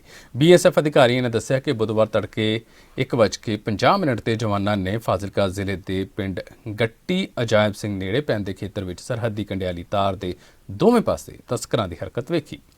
ਜਵਾਨਾਂ ਨੇ ਤੁਰੰਤ ਸਰਹੱਦੀ ਵਾੜ ਦੇ ਅੱਗੇ ਪਾਕਿਸਤਾਨੀ ਤਸਕਰਾਂ ਤੇ ਗੋਲੀਬਾਰੀ ਕੀਤੀ। ਸੰਘਣੀ ਧੁੰਦ ਦਾ ਫਾਇਦਾ ਉਠਾਉਂਦੇ ਹੋਏ ਤਸਕਰ ਫਰਾਰ ਹੋਣ ਵਿੱਚ ਕਾਮਯਾਬ ਹੋ ਗਏ। ਇਲਾਕੇ ਦੀ ਘੇਰਾਬੰਦੀ ਕਰ ਦਿੱਤੀ ਗਈ ਅਤੇ ਪੁਲਿਸ ਅਤੇ ਹੋਰ ਏਜੰਸੀਆਂ ਨੂੰ ਸੂਚਿਤ ਕਰ ਦਿੱਤਾ ਗਿਆ। ਤਲਾਸ਼ੀ ਦੌਰਾਨ BSF ਦੇ ਜਵਾਨਾਂ ਨੇ ਪੀਲੀ ਟੇਪ ਵਿੱਚ ਲਪੇਟੇ 4 ਪੈਕੇਟ ਬਰਾਮਦ ਕੀਤੇ, ਜਿਨ੍ਹਾਂ 'ਚ ਹੈਰੋਇਨ ਹੋਣ ਦਾ ਸ਼ੱਕ ਹੈ। ਇਹ BOP NS ਵਾਲਾ ਦੇ ਏਰੀਏ ਦੇ ਵਿੱਚ ਇਹਨਾਂ ਨੇ ਜਦੋਂ ਰਾਤ ਨੂੰ ਕੁਝ ਬੰਦੇ ਜਿਹੜੇ ਸੰਤਰੀ BSF ਦੇ ਸੰਤਰੀ ਸੀਗੇ ਡਿਊਟੀ ਪੋਸਟ ਤੇ ਉਹਨਾਂ ਨੇ ਕੋਈ ਮੂਵਮੈਂਟ ਦੇਖੀ, ਉਹਨਾਂ ਨੂੰ ਪਤਾ ਲੱਗਿਆ, ਉਹਨਾਂ ਨੇ ਕੁਝ ਫਾਇਰ ਕੀਤੇ ਤੇ ਉਸ ਤੋਂ ਬਾਅਦ ਜਦੋਂ ਇਹਨਾਂ ਨੇ ਫੈਂਸ ਦੇ ਪਰਲੇ ਪਾਸੇ ਜਾ ਕੇ ਚੈੱਕ ਕੀਤਾ ਤੇ ਉਸ ਦੇ ਵਿੱਚ ਇਹਨਾਂ ਨੂੰ ਪਹਿਲਾਂ ਕੁਝ ਬਰਾਮਦਗੀ ਹੋਈ, ਜਿਹੜੀ ਬਾਅਦ ਦੇ ਵਿੱਚ ਕਾਊਂਟ ਕਰਨ ਤੇ 25 ਪੈਕੇਟ ਜਿਹੜੇ 26 ਕਿਲੋ 430 ਗ੍ਰਾਮ ਉਹਦੇ 'ਚ along with the packing material ਉਹਨਾਂ ਬਣਦਾ, ਉਹਨੀ ਰਿਕਵਰੀ ਹੋਈ ਹੈ। ਤੇ ਉਸ ਤੋਂ ਬਾਅਦ ਹੀ ਸਾਡੀ ਸਾਰੀ ਪੁਲਿਸ ਅਸੀਂ BSF ਦੇ ਨਾਲ ਰਲ ਕੇ ਸਰਚ ਵਗੈਰਾ ਏਰੀਆ ਦੀ ਸਾਰੀ ਕਰ ਰਹੇ ਹਾਂ ਤੇ ਜਾਰੀ ਸਰਚ ਵੀ ਜਾਰੀ ਹੈ ਤੇ ਪਹਿਲਾਂ ਵੀ ਰਾਤ ਵੇਲੇ ਦੀ ਕਰ ਰਹੇ ਨਾਲ। ਤੇ ਇਹਦੇ ਵਿੱਚ ਜਿਹੜੇ ਵੀ ਸ਼ੱਕੀ ਹੋਣਗੇ ਸਾਡੀ ਟੀਮਸ ਲਾਤੀਆਂ ਤੇ ਉਹਨਾਂ ਦੀ ਅਸੀਂ ਜਲਦ ਤੋਂ ਜਲਦ ਅਸੀਂ ਅਰੈਸਟ ਕਰ ਲਾਂਗੇ। ਸਰ BSF ਨੇ ਫਾਇਰਿੰਗ ਵੀ ਕੀਤੀ ਜਦੋਂ ਸਮਗਲਰਾਂ ਨੂੰ ਕੋਈ ਭਜਾਇਆ ਵੀ ਹੈ? ਹਾਂਜੀ ਫਾਇਰਿੰਗ ਕੀਤੀ ਹੈ ਇਹਨਾਂ ਨੂੰ, ਜਿਹੜੇ ਉਹਨਾਂ ਦੇ ਧੁੰਦ ਬਹੁਤ ਸੀਗੀ, ਧੁੰਦ ਦੇ ਵਿੱਚ ਜਿਵੇਂ ਇਹਨਾਂ ਨੂੰ ਦਿਖਾਈ ਦਿੱਤਾ ਉਸ ਹਿਸਾਬ ਨਾਲ ਜਿਹੜੇ ਸ਼ੱਕੀ ਬੰਦੇ ਲੱਗੇ ਅਲੋਂਗ ਉਸ ਸਾਈਡ ਦੇ ਫੈਂਸ ਤੇ, ਉਹਨਾਂ ਤੇ ਇਹਨਾਂ ਨੇ ਫਾਇਰਿੰਗ ਕੀਤੀ ਹੈ ਤੇ ਉਹ ਉਸ ਤੋਂ ਬਾਅਦ ਉਹ ਭੱਜ ਗਏ। ਸਰ ਜਿਸ ਤਰ੍ਹਾਂ ਦੇ ਨਾਲ ਪਹਿਲਾਂ ਦੇਖਿਆ ਜਾ ਰਿਹਾ ਸੀ ਕਿ ਡਰੋਨ ਦੇ ਜ਼ਰੀਏ ਹੈਰੋਇਨ ਆ ਰਹੀ ਸੀ, ਪਰ ਇਸ ਵਾਰ ਦੇਖਿਆ ਕਿ ਪਾਈਪ ਦੇ ਜ਼ਰੀਏ ਆਈ ਹੈ। ਇਹ ਪਾਈਪ ਦੇ ਰਾਹੀਂ ਇਹਨਾਂ ਨੇ ਥਰੋ ਕਰਨ ਦੀ ਕੋਸ਼ਿਸ਼ ਕੀਤੀ ਹੈ, ਪਰ ਜਿਵੇਂ ਇਹਨਾਂ ਦੇ BSF ਦੇ ਜਵਾਨ ਪੂਰੇ ਅਲਰਟ ਸੀਗੇ, ਉਹਨਾਂ ਨੇ ਆਪਣੀ ਅਲਰਟਨੈਸ ਦਿਖਾਉਂਦੇ ਹੋਏ ਉਹਨਾਂ ਵੱਲ ਫਾਇਰਿੰਗ ਕੀਤੀ ਤੇ ਉਹ ਉੱਥੋਂ ਦੌੜ ਗਏ ਜਿਹੜੇ ਸਮਗਲਰ ਸੀ। ਸਰ ਜਿਸ ਜ਼ਮੀਨ ਤੇ ਮਿਲੀ ਉਹ ਕਿਸਾਨ ਨੂੰ ਵੀ ਕੋਈ ਰਾਉਂਡ ਅਪ ਕੀਤਾ ਜੋ ਉਹਦੀ ਜਗ੍ਹਾ ਇਨਵੋਲਵਮੈਂਟ ਤਾਂ ਨਹੀਂ ਕੀਤਾ ਕਿਸੇ? ਉਹਦੀ ਅਸੀਂ ਪੁੱਛਗਿੱਛ ਕਰ ਰਹੇ ਹਾਂ ਜੀ, ਉਹਦੀ ਕਰਾਂਗੇ, ਮਤਲਬ ਉਹ ਸਾਰਾ ਡਿਟੇਲ ਜਿਹੜੀ ਇਨਵੈਸਟੀਗੇਸ਼ਨ ਜਦੋਂ ਸਾਡੀ ਹੋਣੀ। ਸਰ ਸਾਰੀ ਥਰੋ ਕਰ ਚੁੱਕੇ ਸੀਗੇ ਜਾਂ ਕੁਝ ਰਹਿੰਦੇ ਸੀ? ਉਧਰਲੇ ਪਾਸੇ ਹੀ ਸੀ, ਆਪਣੇ ਜਿਹੜੀ ਫੈਂਸ ਦੇ ਪਰਲੇ ਪਾਸੇ ਸੀਗੀ ਜੀ, ਉਧਰਲੇ ਪਾਸੇ ਸੀ। ਸਰ ਜੀ ਬਾਰੇ ਜਦੋਂ ਵੀ ਫੋਕ ਪੈਂਦੀ ਹੈ, ਫੋਕ 'ਚ ਬਹੁਤ ਸਮਗਲਿੰਗ ਕਰਦੇ ਪਾਕਿਸਤਾਨ ਵਾਲੇ, ਬਹੁਤ ਨਾਪਾ ਕਰਾਦੇ ਆਪਣੇ ਸਫਲ ਕਰਨ ਦੀ ਕੋਸ਼ਿਸ਼ ਕਰਦੇ ਨੇ। ਦੇਖੋ ਇਹ ਹੈਗਾ ਜੀ ਵੀ ਜਦੋਂ ਫੌਗ ਦੇ ਵਿੱਚ ਰਾਤ ਤਾਂ ਇੰਨੀ ਜ਼ਿਆਦਾ ਫੌਗ ਸੀ ਵੀ 10 ਫੁੱਟ ਵੀ ਨਹੀਂ ਦਿਸਦਾ ਸੀਗਾ ਤੇ ਇਵੇਂ ਫੌਗ ਦੇ ਵਿੱਚ ਉਹ ਇਸ ਲੁਕਣ ਦਾ ਸਹਾਰਾ ਲੈ ਕੇ ਉਹ ਕਰਨ ਦੀ ਕੋਸ਼ਿਸ਼ ਤਾਂ ਕਰਦੇ ਆ ਜੀ। ਸਰ ਕਿੰਨੀ ਵੈਲਿਊ ਕਿੰਨੀ ਹੋਈ, ਇੰਟਰਨੈਸ਼ਨਲ ਵੈਲਿਊ ਕਿੰਨੀ ਹੁੰਦਾ? ਵੈਲਿਊ ਬਾਰੇ ਸਾਨੂੰ ਮਨਾ ਕੀਤਾ ਹੋਇਆ, ਅਸੀਂ ਦੱਸ ਨਹੀਂ ਸਕਦੇ, ਇਹ ਤਾਂ ਆਪਣੀ ਉਹ ਕੈਸ ਰਹੀਆਂ ਹੁੰਦੀਆਂ ਜੀ। ਨੈਸ਼ਨਲ SC ਕਮਿਸ਼ਨ ਦੇ ਚੇਅਰਮੈਨ ਵਿਜੇ ਸਾਂਪਲਾ ਅੱਜ ਬੇਘਰ ਹੋਏ ਲੋਕਾਂ ਨੂੰ ਮਿਲਣ ਲਤੀਫਪੁਰਾ ਪਹੁੰਚੇ। ਭਾਜਪਾ ਆਗੂ ਰੋਬਿੰਦ ਸਾਂਪਲਾ ਦੀ ਸ਼ਿਕਾਇਤ ਤੇ ਵਿਜੇ ਸਾਂਪਲਾ ਨੇ ਮੌਕੇ ਤੇ ਜਾ ਕੇ ਲੋਕਾਂ ਨਾਲ ਗੱਲਬਾਤ ਕੀਤੀ। ਵਿਜੇ ਸਾਂਪਲਾ ਨੇ ਲੋਕਾਂ ਨੂੰ ਭਰੋਸਾ ਦਿੱਤਾ ਹੈ ਕਿ ਉਹਨਾਂ ਨੂੰ ਪੂਰਾ ਇਨਸਾਫ ਮਿਲੇਗਾ ਤੇ ਉਹਨਾਂ ਵੱਲੋਂ ਕੇਂਦਰ ਤੇ ਪੰਜਾਬ ਸਰਕਾਰ ਨੂੰ ਪੱਤਰ ਲਿਖਿਆ ਜਾਵੇਗਾ। ਇਸ ਮੌਕੇ ਭਾਜਪਾ ਆਗੂ ਕੀੜੀ ਭੰਡਾਰੀ, ਸਰਬਜੀਤ ਸਿੰਘ ਮੱਕੜ ਆਦਿ ਹਾਜ਼ਰ ਸਨ। ਬੇਘਰ ਹੋਏ ਲੋਕਾਂ ਨੇ SC ਕਮਿਸ਼ਨ ਦੇ ਚੇਅਰਮੈਨ ਨੂੰ ਦੱਸਿਆ ਕਿ ਕਾਰਵਾਈ ਕਰਨ ਤੋਂ ਪਹਿਲਾਂ ਉਹਨਾਂ ਦੀ ਸੁਣਵਾਈ ਵੀ ਨਹੀਂ ਕੀਤੀ ਗਈ ਅਤੇ ਨਾ ਹੀ ਕਾਨੂੰਨ ਦੀ ਪੂਰੀ ਤਰ੍ਹਾਂ ਪਾਲਣਾ ਕੀਤੀ ਗਈ। ਕਿ ਲੋਕਾਂ ਨੇ ਇੱਕ ਸ਼ੰਕਾ ਵੀ ਜਤਾਈ ਹੈ ਕਿ ਇਹਦੇ 'ਚ ਭੂ ਮਾਫੀਆ ਦਾ ਬਹੁਤ ਵੱਡਾ ਰੋਲ ਹੈ, ਕਿਉਂਕਿ ਬਾਕੀ ਤੇ ਇਨਕੁਆਇਰੀ ਦਾ ਹਿੱਸਾ ਹੋਏਗਾ।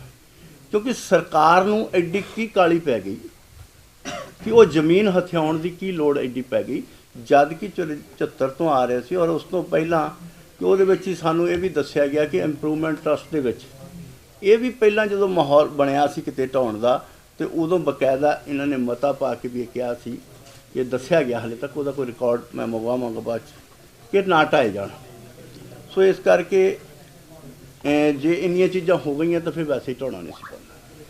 ਦੂਸਰਾ ਜਿਹੜਾ ਸੀ ਕਿ ਇਹਦੇ 'ਚ ਡਿਪਟੀ ਕਮਿਸ਼ਨਰ ਨੂੰ ਵੀ ਪੁੱਛਿਆ, ਔਰ ਉਹਨਾਂ ਦਾ ਵੀ ਕਹਿਣਾ ਸੀ ਕਿ ਅਸੀਂ ਤਾਂ ਆਪਣੇ ਵੱਲੋਂ ਕਿਹਾ ਸੀ ਕਿ ਵੀ ਇਹ ਕਰਨਾ ਠੀਕ ਨਹੀਂ ਹੋਵੇਗਾ, ਢਾਉਣਾ ਐਡੀ ਛੇਤੀ, ਕਿਉਂਕਿ ਉਹਨੇ ਸਾਡੀ ਮੀਟਿੰਗ ਵੀ ਜੋ ਮੈਨੂੰ ਇਨਫੋਰਮੇਸ਼ਨ ਦਿੱਤੀ ਹੈ ਕਿ ਉਹ ਜਿਹੜਾ ਹਾਲੇ ਤੱਕ ਢਾਉਣਾ ਨਹੀਂ ਸੀ ਚਾਹੀਦਾ, ਇਹਨਾਂ ਹਾਲਾਤ ਖਰਾਬ ਹੋ ਸਕਦੇ ਸੀ। ਉਹਨਾਂ ਸਾਰਿਆਂ ਦੇ ਬਾਵਜੂਦ ਵੀ ਜਿਹੜਾ ਇਹ ਐਸਾ ਹੋਇਆ, ਪਰ ਹੋਇਆ ਵੀ ਹੈ ਤਾਂ ਪੁਲਿਸ ਦੀ ਮਦਦ ਦੇ ਨਾਲ ਹੋਇਆ। ਜੇਕਰ ਉਹਨਾਂ ਨੇ ਰੋਕਿਆ ਵੀ ਹੈ ਤੇ ਢਾਉਣ ਵੀ ਉਹੀ ਗਏ, ਸਰਕਾਰੀ ਮਸ਼ੀਨਰੀ ਗਈ। ਔਰ ਇੱਥੋਂ ਤੱਕ ਕਿ ਵੀ ਅਸੀਂ ਇਹ ਵੀ ਪੁੱਛਿਆ ਕਿ ਵੀ ਇਹ ਢਾਉਣ ਗਈ ਮਸ਼ੀਨਰੀ ਕਿਹਨਾਂ ਦੀ ਸੀ। ਇੰਪਰੂਵਮੈਂਟ ਟਰਸਟ ਵਾਲੇ ਕਹਿੰਦੇ ਆ ਕਿ ਅਸੀਂ ਕਾਰਪੋਰੇਸ਼ਨ ਤੋਂ ਲਈ ਸੀ, ਔਰ ਕਾਰਪੋਰੇਸ਼ਨ ਦੇ ਕਮਿਸ਼ਨਰ ਕਹਿੰਦੇ ਕਿ ਮੇਰੇ ਧਿਆਨ 'ਚ ਹੀ ਨਹੀਂ ਕਿ ਮੇਰੇ ਕੋਲ ਮਸ਼ੀਨ ਨਹੀਂ, ਅਗਰ ਗਈ ਹੈ ਤਾਂ ਮੇਰੇ ਆਰਡਰਾਂ ਨਾਲ ਨਹੀਂ ਗਈ। ਯਾਨੀ ਇਹ ਕਿੱਡੀ ਵੱਡੀ ਲੈਪਸ ਕਹਿ ਸਕਦੇ ਕਿ ਅਗਰ ਇੰਪਰੂਵਮੈਂਟ ਟਰਸਟ ਕਹਿ ਰਿਹਾ ਕਿ ਇਹ ਜਲੰਧਰ ਕਾਰਪੋਰੇਸ਼ਨ ਦੀਆਂ ਮਸ਼ੀਨਾਂ ਜਿਹੜੀਆਂ ਡਿਚ ਮਸ਼ੀਨਾਂ ਜੋ ਵੀ ਸੀ, ਬਲਡੋਜ਼ਰ ਵਗੈਰਾ ਜੋ ਵੀ ਸੀਗੇ, ਉਹ ਕਾਰਪੋਰੇਸ਼ਨ ਦੇ ਇਸਤੇਮਾਲ ਕੀਤੇ ਸੀ, ਉਹਨਾਂ ਤੋਂ ਮੰਗੇ ਸੀ। ਔਰ ਕਮਿਸ਼ਨਰ ਕਹਿੰਦਾ ਆ ਕਿ ਮੇਰੇ ਧਿਆਨ 'ਚ ਨਹੀਂ, ਅਗਰ ਗਈਆਂ ਤਾਂ ਗਲਤ ਗਈਆਂ, ਔਰ ਮੇਰੇ ਧਿਆਨ 'ਚ ਨਹੀਂ ਹੈ, ਮੈਂ ਆਰਡਰ ਨਹੀਂ ਕੀਤੇ। ਦੇਖੋ ਜੋ ਮੈਂ ਕਹਿ ਰਿਹਾ, ਬਾਅਦ 'ਚ ਕਰ ਲਿਓ ਕੁਛ, ਹਾਲੇ ਤੱਕ ਮੈਂ ਜੋ ਮੈਨੂੰ ਗੱਲ ਕਹੀ ਗਈ ਮੈਂ ਉਹ ਕਹਿ ਰਿਹਾ ਕਿ ਇਹ ਸਾਰਿਆਂ ਦੇ ਵਿੱਚ ਕਿਹਾ ਗਿਆ ਕਿ ਇਹ ਕਮਿਸ਼ਨਰ ਸਾਹਿਬ ਨੇ ਕਿਹਾ ਕਿ ਮੈਂ ਕੋਈ ਆਰਡਰ ਨਹੀਂ ਕੀਤੇ, ਨਾ ਮੇਰੇ ਧਿਆਨ 'ਚ।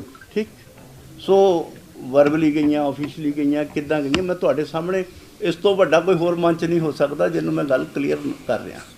ਸੋ ਇੱਥੇ ਕਿਤੇ ਨਾ ਕਿਤੇ ਪੂਰੀ ਤਰ੍ਹਾਂ ਫੇਲਰ ਹੈ। ਔਰ ਇਹਦੇ 'ਚ ਅਸੀਂ ਇਹਦੀ ਅਗਲੀ ਸੁਣਵਾਈ ਦੇ ਲਈ, ਕਿਉਂਕਿ ਬਹੁਤ ਸਾਰਾ ਹਾਲੇ ਡਾਟਾ ਸਾਨੂੰ ਕੋਈ ਨਹੀਂ ਮਿਲਿਆ, ਡੀਸੀ ਸਾਹਿਬ ਨੂੰ ਵੀ ਅਸੀਂ ਕਿਹਾ ਕਿ ਇੰਡੀਪੈਂਡੈਂਟ ਆਪਣੀ ਇਨਕੁਆਇਰੀ ਕਰਕੇ ਸਾਨੂੰ ਜਿਹੜੀ ਹੈ ਉਹ ਕਮਿਸ਼ਨ ਨੂੰ ਆਪਣੀ ਰਿਪੋਰਟ ਲੈ ਕੇ ਆਉਣਾ ਉੱਥੇ ਦਿੱਲੀ, ਔਰ ਨਾਲ ਬਾਕੀਆਂ ਨੂੰ ਵੀ ਪੂਰਾ ਰਿਕਾਰਡ, ਰੈਵਨਿਊ ਰਿਕਾਰਡ, ਜ਼ਮੀਨ ਜਿਹੜਾ ਰਿਕਾਰਡ ਉਹਦਾ 1950 ਤੋਂ ਲੈ ਕੇ ਹੁਣ ਤੱਕ ਦਾ ਜ਼ਮੀਨ ਦਾ ਸਟੇਟਸ ਕੀ ਸੀ, ਉਹ ਸਾਰੀ ਦੀ ਰਿਪੋਰਟ ਅਸੀਂ ਮੰਗਵਾਈ ਹੈ।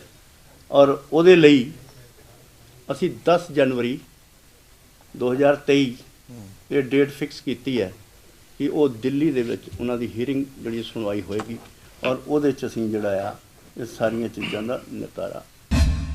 ਪੰਜਾਬ ਦੇ ਸਨਅਤਕਾਰਾਂ ਨੇ ਉੱਤਰ ਪ੍ਰਦੇਸ਼ ਦੇ ਮੁੱਖ ਮੰਤਰੀ ਯੋਗੀ ਆਦਿੱਤਿਆਨਾਥ ਨਾਲ ਮੁਲਾਕਾਤ ਕੀਤੀ। ਇਸ ਮੌਕੇ ਸਨਅਤਕਾਰਾਂ ਨੇ ਮੁੱਖ ਮੰਤਰੀ ਯੋਗੀ ਨੂੰ ਪੰਜਾਬ ਦੀ ਸਥਿਤੀ ਤੋਂ ਜਾਣੂ ਕਰਵਾਇਆ। ਸਨਅਤਕਾਰਾਂ ਨੇ ਕਿਹਾ ਕਿ ਪੰਜਾਬ ਵਿੱਚ ਕੰਮ ਖਤਮ ਹੋ ਗਿਆ ਹੈ, ਉੱਥੇ ਵਪਾਰੀ ਵਰਗ ਲਈ ਕੋਈ ਵੀ ਕਾਨੂੰਨ ਨਹੀਂ ਰਿਹਾ ਅਤੇ ਦਿਨੋਂ ਦਿਨ ਗੁੰਡਾਗਰਦੀ ਵਧਦੀ ਜਾ ਰਹੀ ਹੈ। ਇਸ ਮੌਕੇ ਸਨਅਤਕਾਰਾਂ ਨੇ 2,30,000 ਕਰੋੜ ਰੁਪਏ ਦੇ MOU ਤੇ ਸਾਈਨ ਕੀਤੇ ਹਨ। ਉਹਨਾਂ ਨੇ 31 ਮਾਰਚ 2023 ਤੱਕ 5 ਲੱਖ ਕਰੋੜ ਦਾ ਨਿਵੇਸ਼ ਦਾ ਟੀਚਾ ਮਿੱਥਿਆ ਹੈ। ਅਸੀਂ ਜੀ 57 ਦੇ ਕਰੀਬ ਇੰਡਸਟਰੀਆਂ ਗਏ ਸੀਗੇ, ਉਹਦੇ ਵਿੱਚੋਂ 15 ਦਾ ਪ੍ਰਤੀਨਿਧ ਮੰਡਲ ਜਿਹੜਾ ਸੀ ਇਹ ਅਲੱਗ-ਅਲੱਗ ਐਸੋਸੀਏਸ਼ਨਾਂ ਦੇ ਜਾਂ ਇੰਡੀਪੈਂਡੈਂਟ ਜਿਹੜੇ ਆਰਗੇਨਾਈਜੇਸ਼ਨਾਂ ਵੱਡੀਆਂ ਸੀ ਉਹਨਾਂ ਨੇ ਮਿਲ ਕੇ ਤੇ ਯੋਗੀ ਆਦਿੱਤਿਆਨਾਥ ਜੀ ਨੇ 15 ਬੰਦਿਆਂ ਨਾਲ ਮੁਲਾਕਾਤ ਕੀਤੀ ਸੀ, ਔਰ ਉੱਥੇ ਤਕਰੀਬਨ 2,30,000 ਕਰੋੜ ਰੁਪਏ ਦਾ ਇਨਵੈਸਟਮੈਂਟ ਕਰਨ ਦਾ ਪਲਾਨਿੰਗ ਜਿਹੜੀ ਹੈਗੀ ਆ ਉਹ ਅਸੀਂ ਕਰਿਆ ਹੈ। ਅੱਛਾ, MOU ਸਾਈਨ ਕੀਤਾ ਤੁਸੀਂ? MOU ਸਾਈਨ ਕੀਤਾ, 2,30,000 ਕਰੋੜ ਦੇ ਕੀਤਾ। ਬਾਕੀ ਵੀ ਸਾਡੇ ਕੋਲ ਹੁਣ 100 ਦੇ ਕਰੀਬ ਇੰਡਸਟਰੀਜ਼ ਹੈਗੇ ਨੇ ਜਿਹੜੇ ਕਿ ਮੇਰੇ ਕੰਟੈਕਟ ਹੈਗੇ ਨੇ, ਔਰ ਉਹਨਾਂ ਨੇ ਵੀ ਮੋਟੀ ਇਨਵੈਸਟਮੈਂਟ ਕਰਨ ਦੀ ਇੱਛਾ ਜਤਾਈ ਹੈ। ਇਹਦੇ ਨਾਲ ਮੈਨੂੰ ਲੱਗਦਾ ਹੈ ਕਿ ਮਾਰਚ ਤੱਕ ਲਗਭਗ 5 ਲੱਖ ਕਰੋੜ ਦੇ ਕਰੀਬ ਨਿਵੇਸ਼ ਹੋ ਜਾਊਗਾ ਉੱਤਰ ਪ੍ਰਦੇਸ਼ ਦੇ ਵਿੱਚ ਸਾਰੇ ਉਦਯੋਗਪਤੀਆਂ ਦਾ। ਮਿਸ਼ਰਾ ਜੀ, ਕੀ ਲੋੜ ਪੈ ਗਈ ਪੰਜਾਬ ਜਿੱਥੇ ਤੁਸੀਂ ਬੈਠੇ ਹੋ, ਔਰ ਤੁਸੀਂ ਆਪ ਉੱਤਰ ਪ੍ਰਦੇਸ਼ ਤੋਂ ਆਏ ਹੋ ਬੜੇ ਸਾਲਾਂ ਪਹਿਲੇ, ਔਰ ਬੱਚੇ ਤੁਹਾਡੀ ਫੈਮਿਲੀ ਸਾਰੀ ਇੱਥੇ ਸੈਟਲ ਹੈ, ਔਰ ਲੁਧਿਆਣਾ ਇੱਕ ਵੱਡਾ ਹੱਬ ਹੈ, ਤੁਸੀਂ ਕਿਉਂ ਮੂਵ ਕਰ ਰਹੇ ਹੋ? ਇੱਥੇ ਕੀ ਦਿੱਕਤ ਹੈ ਤੁਹਾਨੂੰ? ਗੱਲ ਇਹ ਹੈਗੀ ਹੈ ਜੀ ਕਿ ਅਸੀਂ ਆਏ ਸੀ 50 ਸਾਲ ਪਹਿਲਾਂ, ਉਦੋਂ ਪੰਜਾਬ ਇੰਨਾ ਫੁੱਲਿਆ ਫੁੱਲਿਆ ਨਹੀਂ ਸੀਗਾ। ਅਸੀਂ ਆਏ ਇਹਨੂੰ ਆਪਣਾ ਅਸੀਂ ਪਾਣੀ ਔਰ ਖਾਦ ਔਰ ਕੀ ਕਹਿੰਦੇ ਨੇ ਖੂਨ ਪਸੀਨਾ ਆਪਣਾ ਲਾ ਕੇ ਪੰਜਾਬ ਨੂੰ ਵਧਾਇਆ, ਪੰਜਾਬ ਦਾ ਵਿਕਾਸ ਹੋਇਆ। ਔਰ ਇਹ ਟਾਈਮ ਸੀ ਕਿ ਅੱਜ ਤੋਂ 10 ਸਾਲ 5-7 ਸਾਲ ਪਹਿਲਾਂ ਪੰਜਾਬ ਸਾਡਾ ਜਿਹੜਾ ਸੀ ਉਹ ਪੂਰੇ ਇੰਡੀਆ ਦੇ ਵਿੱਚ 1 ਨੰਬਰ ਦਾ ਇਕਨੋਮਿਕ ਸਟੇਟ ਸੀਗਾ, ਜਿਹੜਾ ਕਿ ਅੱਜ 24ਵੇਂ ਨੰਬਰ ਤੇ ਹੈ। ਤੇ ਹੁਣ ਸਾਨੂੰ ਇਹ ਹੈ ਕਿ ਜਦ ਤੱਕ ਇੰਡਸਟਰੀ ਨੂੰ ਫਰੈਂਡਲੀ ਇਨਵਾਇਰਨਮੈਂਟ ਨਹੀਂ ਮਿਲਦਾ ਉਹਦਾ ਵਿਕਾਸ ਨਹੀਂ ਹੋ ਸਕਦਾ। ਅਸੀਂ ਇੰਡਸਟਰੀ ਚਲਾਉਣੀ ਹੈ, ਇੰਡਸਟਰੀ ਦਾ ਉਦਯੋਗਿਕ ਵਿਕਾਸ ਕਰਨਾ ਹੈ। ਇਸ ਕਰਕੇ ਜਿੱਥੇ ਸਾਨੂੰ ਇਨਵਾਇਰਨਮੈਂਟ ਵਧੀਆ ਮਿਲੂਗਾ ਉੱਥੇ ਅਸੀਂ ਜਾਵਾਂਗੇ, ਉੱਥੇ ਹੀ ਇੰਡਸਟਰੀ ਲਾ ਕੇ ਆਪਣਾ ਕੰਮ ਕਰਾਂਗੇ। ਭਗਵੰਤ ਮਾਨ ਜਿਹੜੇ ਪੰਜਾਬ ਦੇ ਮੁੱਖ ਮੰਤਰੀ ਹੈ ਉਹ ਬਾਕੀ ਸਟੇਟਾਂ ਦੇ ਵਿੱਚ ਜਾ ਰਹੇ ਹੈ। ਉਹ ਪਿਛਲੀ ਵਾਰੀ ਕਹਿ ਰਹੇ ਸੀ ਕਿ ਉਹ ਪੰਜਾਬ ਦੇ ਵਿੱਚ ਵੱਡੀਆਂ ਇੰਡਸਟਰੀ ਹੱਬ ਲੈ ਕੇ ਆ ਰਹੇ ਨੇ, ਪਰ ਤੁਹਾਨੂੰ ਕੀ ਯਕੀਨ ਨਹੀਂ ਹੈਗਾ ਪੰਜਾਬ ਸਰਕਾਰ ਦੇ? ਨਹੀਂ ਬਿਲਕੁਲ ਯਕੀਨ ਹੈ ਜੀ, ਅਸੀਂ ਤਾਂ ਦੇਖ ਹੀ ਰਹੇ ਹਾਂ, ਪਹਿਲਾਂ ਵੀ ਦੇਖਿਆ ਹੈ।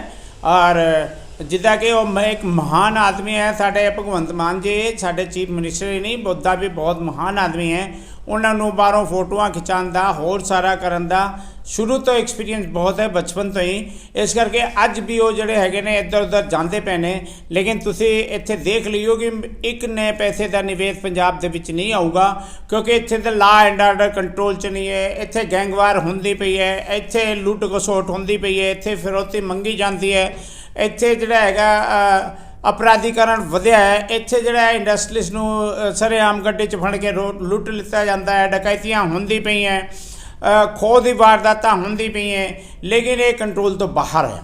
ਇਸ ਕਰਕੇ ਹੁਣ ਸਾਨੂੰ ਜਿੱਥੇ ਆਪ ਵਪਾਰੀ ਸੁਰੱਖਿਅਤ ਨਹੀਂ ਮਹਿਸੂਸ ਕਰਦਾ, ਇਸ ਕਰਕੇ ਹੁਣ ਅਸੀਂ UPL ਨੂੰ ਮੂਵ ਕੀਤਾ ਹੈ। ਨਹੀਂ, ਉੱਥੇ ਦੇ ਉੱਤਰ ਪ੍ਰਦੇਸ਼ ਦੇ ਮੁੱਖ ਮੰਤਰੀ ਨੇ ਤੁਹਾਨੂੰ ਭਰੋਸਾ ਦਿੱਤਾ ਕਿ ਤੁਸੀਂ ਇੱਥੇ ਸੁਰੱਖਿਅਤ ਹੋ? ਸਾਡੇ ਕੋਲ ਉੱਤਰ ਪ੍ਰਦੇਸ਼ ਦੇ ਮੁੱਖ ਮੰਤਰੀ ਨੇ ਕਿਹਾ ਕਿ ਅਸੀਂ ਗੁੰਡੇ ਬਦਮਾਸ਼ ਜਿਹੜੇ ਸੀਗੇ ਇੱਥੋਂ ਭਜਾਏ ਤੇ ਪੰਜਾਬ 'ਚ ਚਲੇ ਗਏ, ਹੁਣ ਪੰਜਾਬ ਸਾਂਭ ਲਿਆ। ਇੱਥੇ ਤੱਕ ਕਹਿੰਦੇ ਸੀਗੇ ਕਿ ਇੱਥੇ ਤਾਂ ਬਹੁਤ ਵੱਡਾ ਮਾਫੀਆ ਡਾਨ ਸੀ, ਉਹਨੂੰ ਵੀ ਅਸੀਂ ਭਜਾਇਆ ਤੇ ਪੰਜਾਬ ਸਰਕਾਰ ਨੇ ਉਹਦੀ ਮੇਜ਼ਬਾਨੀ ਕੀਤੀ। ਔਰ ਉਸ ਤੋਂ ਬਾਅਦ ਉਹਨੂੰ ਦੁਬਾਰਾ ਅਸੀਂ ਵਾਪਸ ਲਿਆ ਕੇ ਤੇ ਉਹਦੇ ਕਰਮਾਂ ਦੀ ਸਜ਼ਾ ਉਹਨੂੰ ਮਿਲੀ, 10 ਸਾਲ ਦੀ ਉਹਨੂੰ ਸਜ਼ਾ ਹੋਈ ਤੇ ਉਹ ਜੇਲ੍ਹ 'ਚ ਹੈਗਾ। ਇਸ ਕਰਕੇ ਉੱਥੇ ਜਿਹੜੇ ਕਹਿੰਦੇ ਨੇ ਕਿ ਉੱਥੇ ਅੱਜ ਤੁਸੀਂ ਰਾਤ ਨੂੰ 12 ਵਜੇ ਵੀ ਘੁੰਮੋ ਤਾਂ ਵੀ ਤੁਹਾਨੂੰ ਕੋਈ ਪਰੇਸ਼ਾਨੀ ਨਹੀਂ ਆਊਗੀ, ਔਰ ਤੁਸੀਂ ਜਿੱਥੇ ਮਰਜ਼ੀ ਆਪਣਾ ਲੱਖਾਂ ਰੁਪਏ ਲੈ ਕੇ ਘੁੰਮੋ, ਆਪਣਾ ਬਿਜ਼ਨਸ ਕਰੋ, ਦਿਨ ਕਰੋ, ਰਾਤ ਕਰੋ, ਉੱਥੇ ਕੋਈ ਪ੍ਰੋਬਲਮ ਨਹੀਂ ਹੈਗੀ। ਸਰਕਾਰ ਆਖਦੀ ਇੱਥੇ ਕਰਪਸ਼ਨ ਮੁਕਤ ਕਰਤਾ ਪੰਜਾਬ? ਬਿਲਕੁਲ ਕਰਪਸ਼ਨ ਮੁਕਤ ਕਰਤਾ। ਸਭ ਤੋਂ ਵੱਡਾ ਜਿਹੜਾ ਕਰਪਸ਼ਨ ਦਾ ਮੁਕਤ ਕਰਨ ਦਾ ਮੈਂ ਤੁਹਾਨੂੰ ਇੱਕ ਆਪਣਾ ਉਹ ਦਿੰਦਾ ਪਿਆ, ਸਬੂਤ ਦਿੰਦਾ ਪਿਆ ਜੀ, ਕਿ ਇੱਥੇ ਦਾ ਜਿਹੜਾ ਕੋਈ ਬੰਦਾ ਸੀ ਮੈਨੂੰ ਪਲਾਟ ਅਲਾਟਮੈਂਟ ਕਰਨ ਬਾਰੇ 12 ਲੱਖ ਰੁਪਏ ਰਿਸ਼ਵਤ ਮੰਗਦਾ ਸੀ। 5 ਲੱਖ ਦੇ ਵਿੱਚ ਮੈਂ ਸਮਝਿਆ ਕਿ ਜਦ ਕਰਪਸ਼ਨ ਨੂੰ ਹੈ ਤਾਂ ਮੈਂ ਸ਼ੁਰੂ 'ਚੋਂ ਹੀ ਕਰਪਸ਼ਨ ਦੇ ਖਿਲਾਫ ਰਿਹਾ ਜੀ। ਔਰ ਮੈਂ ਤਕਰੀਬਨ 50 ਦੇ ਕਰੀਬ ਗਜ਼ਟਡ 1 ਅਫਸਰਾਂ ਨੂੰ ਜਿਹੜਾ ਹੈਗਾ ਨਾ ਜੇਲ੍ਹ ਭਿਜਵਾਇਆ ਤੇ ਉਹ ਬਕ ਖਾਲੀ ਵੀ ਕੋਰਟ 'ਚ ਉਹਨਾਂ ਦੇ ਖਿਲਾਫ ਕਰਪਸ਼ਨ ਦਾ ਕੇਸ ਚੱਲਦਾ ਪਿਆ। ਮੇਰੇ ਤੋਂ ਕਿਸੇ ਨੇ 5 ਲੱਖ ਰੁਪਏ, ਜਿਹੜਾ ਕੋਈ ਸੈਕਟਰੀ ਲੈਵਲ ਦਾ ਬੰਦਾ ਸੀਗਾ, ISC ਸੀਨੀਅਰ, ਉਹਨੇ 5 ਲੱਖ ਰੁਪਇਆ ਮੰਗਿਆ ਸੀਗਾ। ਮੈਂ 2 ਲੱਖ ਰੁਪਇਆ ਰਿਸ਼ਵਤ ਦਿੱਤਾ ਔਰ ਮੈਂ ਵਿਜੀਲੈਂਸ ਨੂੰ ਦੱਸਤਾ ਕਿ ਇੱਦਾਂ ਕਰਕੇ ਕਰਦੇ। ਵਿਜੀਲੈਂਸ ਨੇ ਉਹਨੂੰ ਰੰਗੇ ਹੱਥੀਂ ਫੜਿਆ, 3 ਮਹੀਨੇ 4 ਮਹੀਨੇ ਉਹ ਜੇਲ੍ਹ 'ਚ ਵੀ ਰਿਹਾ। ਉਸ ਤੋਂ ਬਾਅਦ ਉਹ 10 ਸਾਲ ਤੇ ਵਿੱਚ ਪੰਜਾਬ ਅਕਾਲੀ ਸਰਕਾਰ ਔਰ ਕਾਂਗਰਸ ਸਰਕਾਰ ਨੇ ਉਹਨੂੰ ਨੇੜੇ ਨਹੀਂ ਲੱਗਣ ਦਿੱਤਾ, ਖੁੱਟੇ ਲਾਈਨ ਲਾਈ ਰੱਖਿਆ। ਅੱਜ ਇੱਦਾਂ ਦੀ ਬਹੁਤ ਵਧੀਆ ਇਮਾਨਦਾਰ ਸਰਕਾਰ ਆਈ ਕਿ ਉਹਨੂੰ ਸਭ ਤੋਂ ਵੱਡੀ ਪੋਸਟ ਪੰਜਾਬ ਦੀ ਆਪਣੇ ਬਰਾਬਰ ਦੀ ਮੁੱਖ ਮੰਤਰੀ ਦੇ ਬਰਾਬਰ ਦੀ ਜਿਹੜਾ ਉਸ ਤੋਂ ਵੀ ਵੱਡੀ ਜਿਹੜੀ ਪੋਸਟ ਹੁੰਦੀ ਹੈ ਉਹ ਚੀਫ ਸੈਕਟਰੀ ਦੀ ਪੋਸਟ ਉਹਨੂੰ ਦਿੱਤੀ। BK ਜੰਜੂਆ ਨਾਂ ਹੈ ਉਹਦਾ ਕਰਪਸ਼ਨ ਦਾ ਕੇਸ ਅੱਜ ਜਿਹੜਾ ਹੈਗਾ ਪੰਜਾਬ ਹਾਈ ਕੋਰਟ ਦੇ ਵਿੱਚ ਚੱਲਦਾ ਪਿਆ ਹੈ। ਔਰ ਉਸ ਤੋਂ ਬਾਅਦ ਵੀ ਕੇਜਰੀਵਾਲ ਜੀ ਨੇ ਔਰ ਚੱਡਾ ਜੀ ਨੇ ਮਿਲ ਕੇ ਔਰ ਆਪਣਾ ਮੋਟੀ ਰਕਮ ਲੈ ਕੇ ਉਹਨੂੰ ਅੱਜ ਚੀਫ ਸੈਕਟਰੀ ਅਪਾਇੰਟਮੈਂਟ ਕਰਤਾ। ਤੁਸੀਂ ਮੁੱਖ ਮੰਤਰੀ ਨਾਲ ਕਦੀ ਮੁਲਾਕਾਤ ਕਰਨ ਦੀ ਕੋਸ਼ਿਸ਼ ਕੀਤੀ? ਕਈ ਵਾਰ ਮਿਲਿਆ ਜੀ। ਉਹ ਤਾਂ ਇਹ ਪੁੱਛਦੇ ਨੇ, 50 ਬੰਦੇ ਲਿਆਂਦੇ ਨੇ, ਸਾਰੇ ਅਫਸਰ ਬੁਲਾ ਲੈਂਦੇ ਨੇ, ਹਾਂ ਮੈਂ ਤੂੰ ਦੱਸ ਹਾਂ ਤੂੰ ਕੀ ਕਰਨਾ। ਲੇਕਿਨ ਉਸ ਤੋਂ ਬਾਅਦ ਗੋਲ ਮਿਲਾ ਕੇ ਨਾ ਕਹਿੰਦੇ ਪਰਨਾਲਾ ਉੱਥੇ ਹੀ ਦਾ ਉੱਥੇ ਔਰ ਪੰਚਾਂ ਦਾ ਕਿਹਾ ਸਿਰ ਮਿੱਥੇ, ਉਹੀ ਹਾਲ ਹੈ। ਤੇ ਇਹ ਆਪਣਾ ਜਿਹੜੀ ਹੈਗੀ ਆ ਫੋਟੋ ਖਿਚਾ ਕੇ ਤੇ ਆਪਣਾ ਲੈਕਚਰਬਾਜ਼ੀ ਕਰਕੇ ਚਲੇ ਜਾਂਦੇ ਨੇ। ਹੁੰਦਾ ਕੁਛ ਨਹੀਂ, ਨਾ ਕੁਛ ਹੋਣਾ ਹੈ। ਆਉਣ ਵਾਲੇ ਟਾਈਮ ਦੇ ਵਿੱਚ ਜੇ ਤੁਸੀਂ MOU ਸਾਈਨ ਕਰਤਾ, ਦੁਬਾਰਾ ਫਿਰ ਉੱਤਰ ਪ੍ਰਦੇਸ਼ ਦੇ ਮੁੱਖ ਮੰਤਰੀ ਨਾਲ ਮੁਲਾਕਾਤ ਕਰਨ ਜਾ ਰਹੇ ਹੋ? ਜੀ ਬਿਲਕੁਲ ਜਾਵਾਂਗੇ। ਉਹਨਾਂ ਨੇ ਫਿਰ ਬੁਲਾਇਆ ਜੀ, ਉਹਨਾਂ ਨੇ ਸਮਿਟ ਰੱਖੀ ਹੈ ਗਵਰਨਮੈਂਟ ਵੱਲੋਂ ਜਨਵਰੀ ਦੇ ਵਿੱਚ। ਇਸ ਤੋਂ ਬਾਅਦ ਮਾਰਚ ਦੇ ਵਿੱਚ ਫਿਰ ਆਉਣਾ। ਜੋ ਸਾਡੇ ਕੋਲ ਬੰਦੇ ਜਿੱਦਾਂ ਆਈ ਜਾਣਗੇ ਉੱਦਾਂ ਮੈਂ ਸਾਈਨ ਕਰਾਈ ਜਾਵਾਂਗਾ। ਔਰ ਉੱਥੇ 5 ਲੱਖ ਦਾ ਜਿਹੜਾ ਹੈਗਾ ਟਾਰਗੇਟ ਹੈਗਾ ਕਿ 5 ਲੱਖ ਕਰੋੜ ਦਾ ਉੱਥੇ ਇਨਵੈਸਟਮੈਂਟ ਕਰਨਾ ਹੈ, ਉਹ ਅਸੀਂ ਕਰਾਂਗੇ। ਤੁਹਾਨੂੰ ਕੋਈ ਸਬਸਿਡੀ ਮਿਲ ਰਹੀ ਹੈ ਇੱਥੇ? ਸਬਸਿਡੀ 30% ਮਿਲ ਰਹੀ ਹੈ ਜੀ। 30% ਜਿਹੜਾ ਪਲਾਂਟ ਐਂਡ ਮਸ਼ੀਨਰੀ ਤੇ 30% ਸਬਸਿਡੀ। GST ਜਿਹੜੀ ਸਟੇਟ ਦੀ ਹੈਗੀ 9%, ਉਹ 8 ਸਾਲ ਤੱਕ ਐਗਜ਼ੰਪਸ਼ਨ ਮਿਲ ਰਹੀ ਹੈ ਜੀ। ਜਿਹੜੀ ਹੈਗੀ ਆ ਆਪਣਾ ਪਲਾਟ ਹੈਗੇ ਨੇ ਉਹਨਾਂ ਤੇ ਜਿਹੜੇ ਸਟੈਂਪ ਫੀਸ ਹੈਗੀ ਆ ਉਹਦੇ ਵਿੱਚ 100% SMP ਜਿਹੜੀ ਹੈ ਸਰਕਾਰ ਦੇ ਰਹੀ ਹੈ। ਹੋਰ ਬਹੁਤ ਸਾਰੀ ਸੁਵਿਧਾਵਾਂ ਹੈ ਜਿਹੜੀ ਕਿ ਪੰਜਾਬ 'ਚ ਮਿਲ ਹੀ ਨਹੀਂ ਸਕਦੀ ਜੀ। ਇਸ ਕਰਕੇ ਅਸੀਂ ਜਿਹੜਾ ਹੈਗਾ ਨਾ ਆਪਣਾ ਇੱਥੋਂ ਆਪਣਾ ਇੰਡਸਟਰੀ ਉੱਥੇ ਲਗਾਉਣ ਦੀ ਕੋਸ਼ਿਸ਼ ਕਰ। ਪੰਜਾਬ ਭਾਜਪਾ ਦੇ ਸੂਬਾ ਪ੍ਰਧਾਨ ਅਸ਼ਵਨੀ ਸ਼ਰਮਾ ਵੱਲੋਂ ਭਾਰਤੀ ਜਨਤਾ ਪਾਰਟੀ ਦੇ ਕੌਮੀ ਪ੍ਰਧਾਨ ਜਗਤ ਪ੍ਰਕਾਸ਼ ਨੱਡਾ ਨਾਲ ਸਲਾਹ ਮਸ਼ਵਰੇ ਤੋਂ ਬਾਅਦ ਸੂਬਾ ਅਨੁਸ਼ਾਸਨੀ ਕਮੇਟੀ, ਸੂਬਾ ਚੋਣ ਕਮੇਟੀ ਅਤੇ ਵਿਸ਼ੇਸ਼ ਆਮੰਤਰਿਤ ਨਾਵਾਂ ਦਾ ਐਲਾਨ ਕੀਤਾ ਗਿਆ ਹੈ।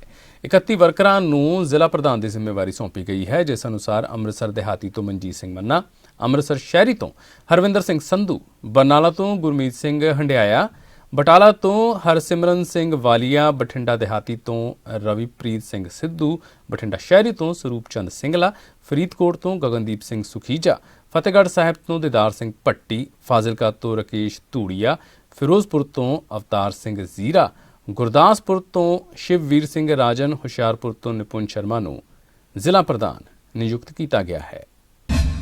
ਖੰਨਾ ਪੁਲਿਸ ਨੇ ਉੱਚ ਪੱਧਰੀ ਨਾਕਾ ਲਗਾ ਕੇ ਬਿਨਾਂ ਬਿੱਲ ਤੋਂ 4 ਕਿਲੋ 92 ਗ੍ਰਾਮ ਸੋਨਾ ਅਤੇ 80 ਕਿਲੋ ਚਾਂਦੀ ਜ਼ਬਤ ਕੀਤੀ ਹੈ। ਇਸ ਤੋਂ ਇਲਾਵਾ 19.5 ਲੱਖ ਰੁਪਏ ਵੀ ਜ਼ਬਤ ਕੀਤੇ ਗਏ ਹਨ। ਪ੍ਰਾਪਤ ਜਾਣਕਾਰੀ ਦੇ ਅਨੁਸਾਰ ਜਦੋਂ ਸਬ ਇੰਸਪੈਕਟਰ ਜਗਜੀਵਨ ਰਾਮ ਦੀ ਅਗਵਾਈ ਹੇਠ ਪੁਲਿਸ ਪਾਰਟੀ ਸਥਾਨਕ ਪ੍ਰਿਸਟਾਈਨ ਮਾਲ ਨੇੜੇ ਮੌਜੂਦ ਸੀ ਤਾਂ ਪੁਲਿਸ ਨੇ 2 ਸ਼ੱਕੀ ਵਿਅਕਤੀਆਂ ਨੂੰ ਇੱਕ ਐਕਟਿਵਾ ਤੇ ਆਉਂਦੇ ਹੋਏ ਦੇਖਿਆ। ਪੁਲਿਸ ਨੂੰ ਦੇਖ ਕੇ ਉਹ ਪਿੱਛੇ ਮੁੜਨ ਲੱਗੇ। ਜਦੋਂ ਪੁਲਿਸ ਨੇ ਇਹਨਾਂ ਨੂੰ ਕਾਬੂ ਕਰਕੇ ਉਹਨਾਂ ਦੀ ਐਕਟਿਵਾ ਦੀ ਤਲਾਸ਼ੀ ਲਈ ਤਾਂ ਪੁਲਿਸ ਨੂੰ ਐਕਟਿਵਾ ਦੀ ਡਿੱਗੀ ਵਿੱਚੋਂ 2 ਕਾਲੇ ਰੰਗ ਦੇ ਬੈਗ ਮਿਲੇ, ਜਿਨ੍ਹਾਂ ਵਿੱਚੋਂ ਕਰੀਬ 80 ਕਿਲੋ 750 ਗ੍ਰਾਮ ਚਾਂਦੀ ਬਰਾਮਦ ਹੋਈ। ਦੋਸ਼ੀਆਂ ਦੀ ਪਹਿਚਾਣ ਮੁਹੰਮਦ ਕਾਮਿਲ ਅਤੇ ਦੀਪਕ ਵਾਸੀ ਇੰਦਰਾ ਨਗਰ ਮੇਰਠ ਵਜੋਂ ਹੋਈ ਹੈ। ਹੋਰ ਵੀ ਕਈ ਮਾਮਲਿਆਂ ਦੇ ਵਿੱਚ ਪੁਲਿਸ ਵੱਲੋਂ ਸੋਨਾ ਅਤੇ ਚਾਂਦੀ ਬਰਾਮਦ ਕੀਤੇ ਗਏ ਹਨ। ਸਰਦੀਆਂ 'ਚ ਜਿਸ ਤਰ੍ਹਾਂ ਦੇ ਨਾਲ ਮੌਸਮ ਦੀ ਮਾਰ ਪੈ ਰਹੀ ਹੈ, ਚਾਰੇ ਪਾਸੇ ਧੁੰਦ ਦਾ ਕਹਿਰ ਜਾਰੀ ਹੈ, ਉਸੇ ਤਰ੍ਹਾਂ ਹੀ ਪੰਜਾਬ ਹੀ ਨਹੀਂ ਪੂਰੇ ਹਿੰਦੁਸਤਾਨ ਦੇ ਵਿੱਚ ਇਸ ਦੇ ਨਾਲ ਕਈ ਘਟਨਾਵਾਂ ਵਾਪਰ ਰਹੀਆਂ ਹਨ। ਤਾਜ਼ਾ ਜਾਣਕਾਰੀ ਅਨੁਸਾਰ ਮਨੀਪੁਰ ਦੇ ਨੋਨੀ ਜ਼ਿਲ੍ਹੇ 'ਚ ਅੱਜ ਇੱਕ ਸਕੂਲ ਬੱਸ ਪਲਟ ਜਾਣ ਕਾਰਨ ਘੱਟੋ-ਘੱਟ 7 ਵਿਦਿਆਰਥੀਆਂ ਦੀ ਮੌਤ ਹੋ ਗਈ। ਉੱਥੇ ਹੀ 20 ਹੋਰ ਵਿਦਿਆਰਥੀ ਜ਼ਖਮੀ ਹੋ ਗਏ ਹਨ, ਜਿਨ੍ਹਾਂ 'ਚੋਂ ਕਈਆਂ ਦੀ ਹਾਲਤ ਗੰਭੀਰ ਹੈ। ਤੇ ਇਸ ਦੇ ਨਾਲ ਹੀ ਅਜੀਤ ਖਬਰਾਂ ਦਾ ਅੱਜ ਦਾ ਇਹ ਬੁਲੇਟਿਨ ਇੱਥੇ ਖਤਮ ਹੁੰਦਾ ਹੈ। ਕੱਲ ਤੁਹਾਡੀ ਖਿਦਮਤ ਵਿੱਚ ਤਾਜ਼ਾ ਤਰੀਨ ਖਬਰਾਂ ਦਾ ਇੱਕ ਹੋਰ ਬੁਲੇਟਿਨ ਲੈ ਕੇ ਅਸੀਂ ਫਿਰ ਹਾਜ਼ਰ ਹੋਵਾਂਗੇ। ਤਦ ਤੱਕ ਦੇ ਲਈ ਤੁਸੀਂ ਵੇਖਦੇ ਰਹੋ ਅਜੀਤ ਵੈਬ TV।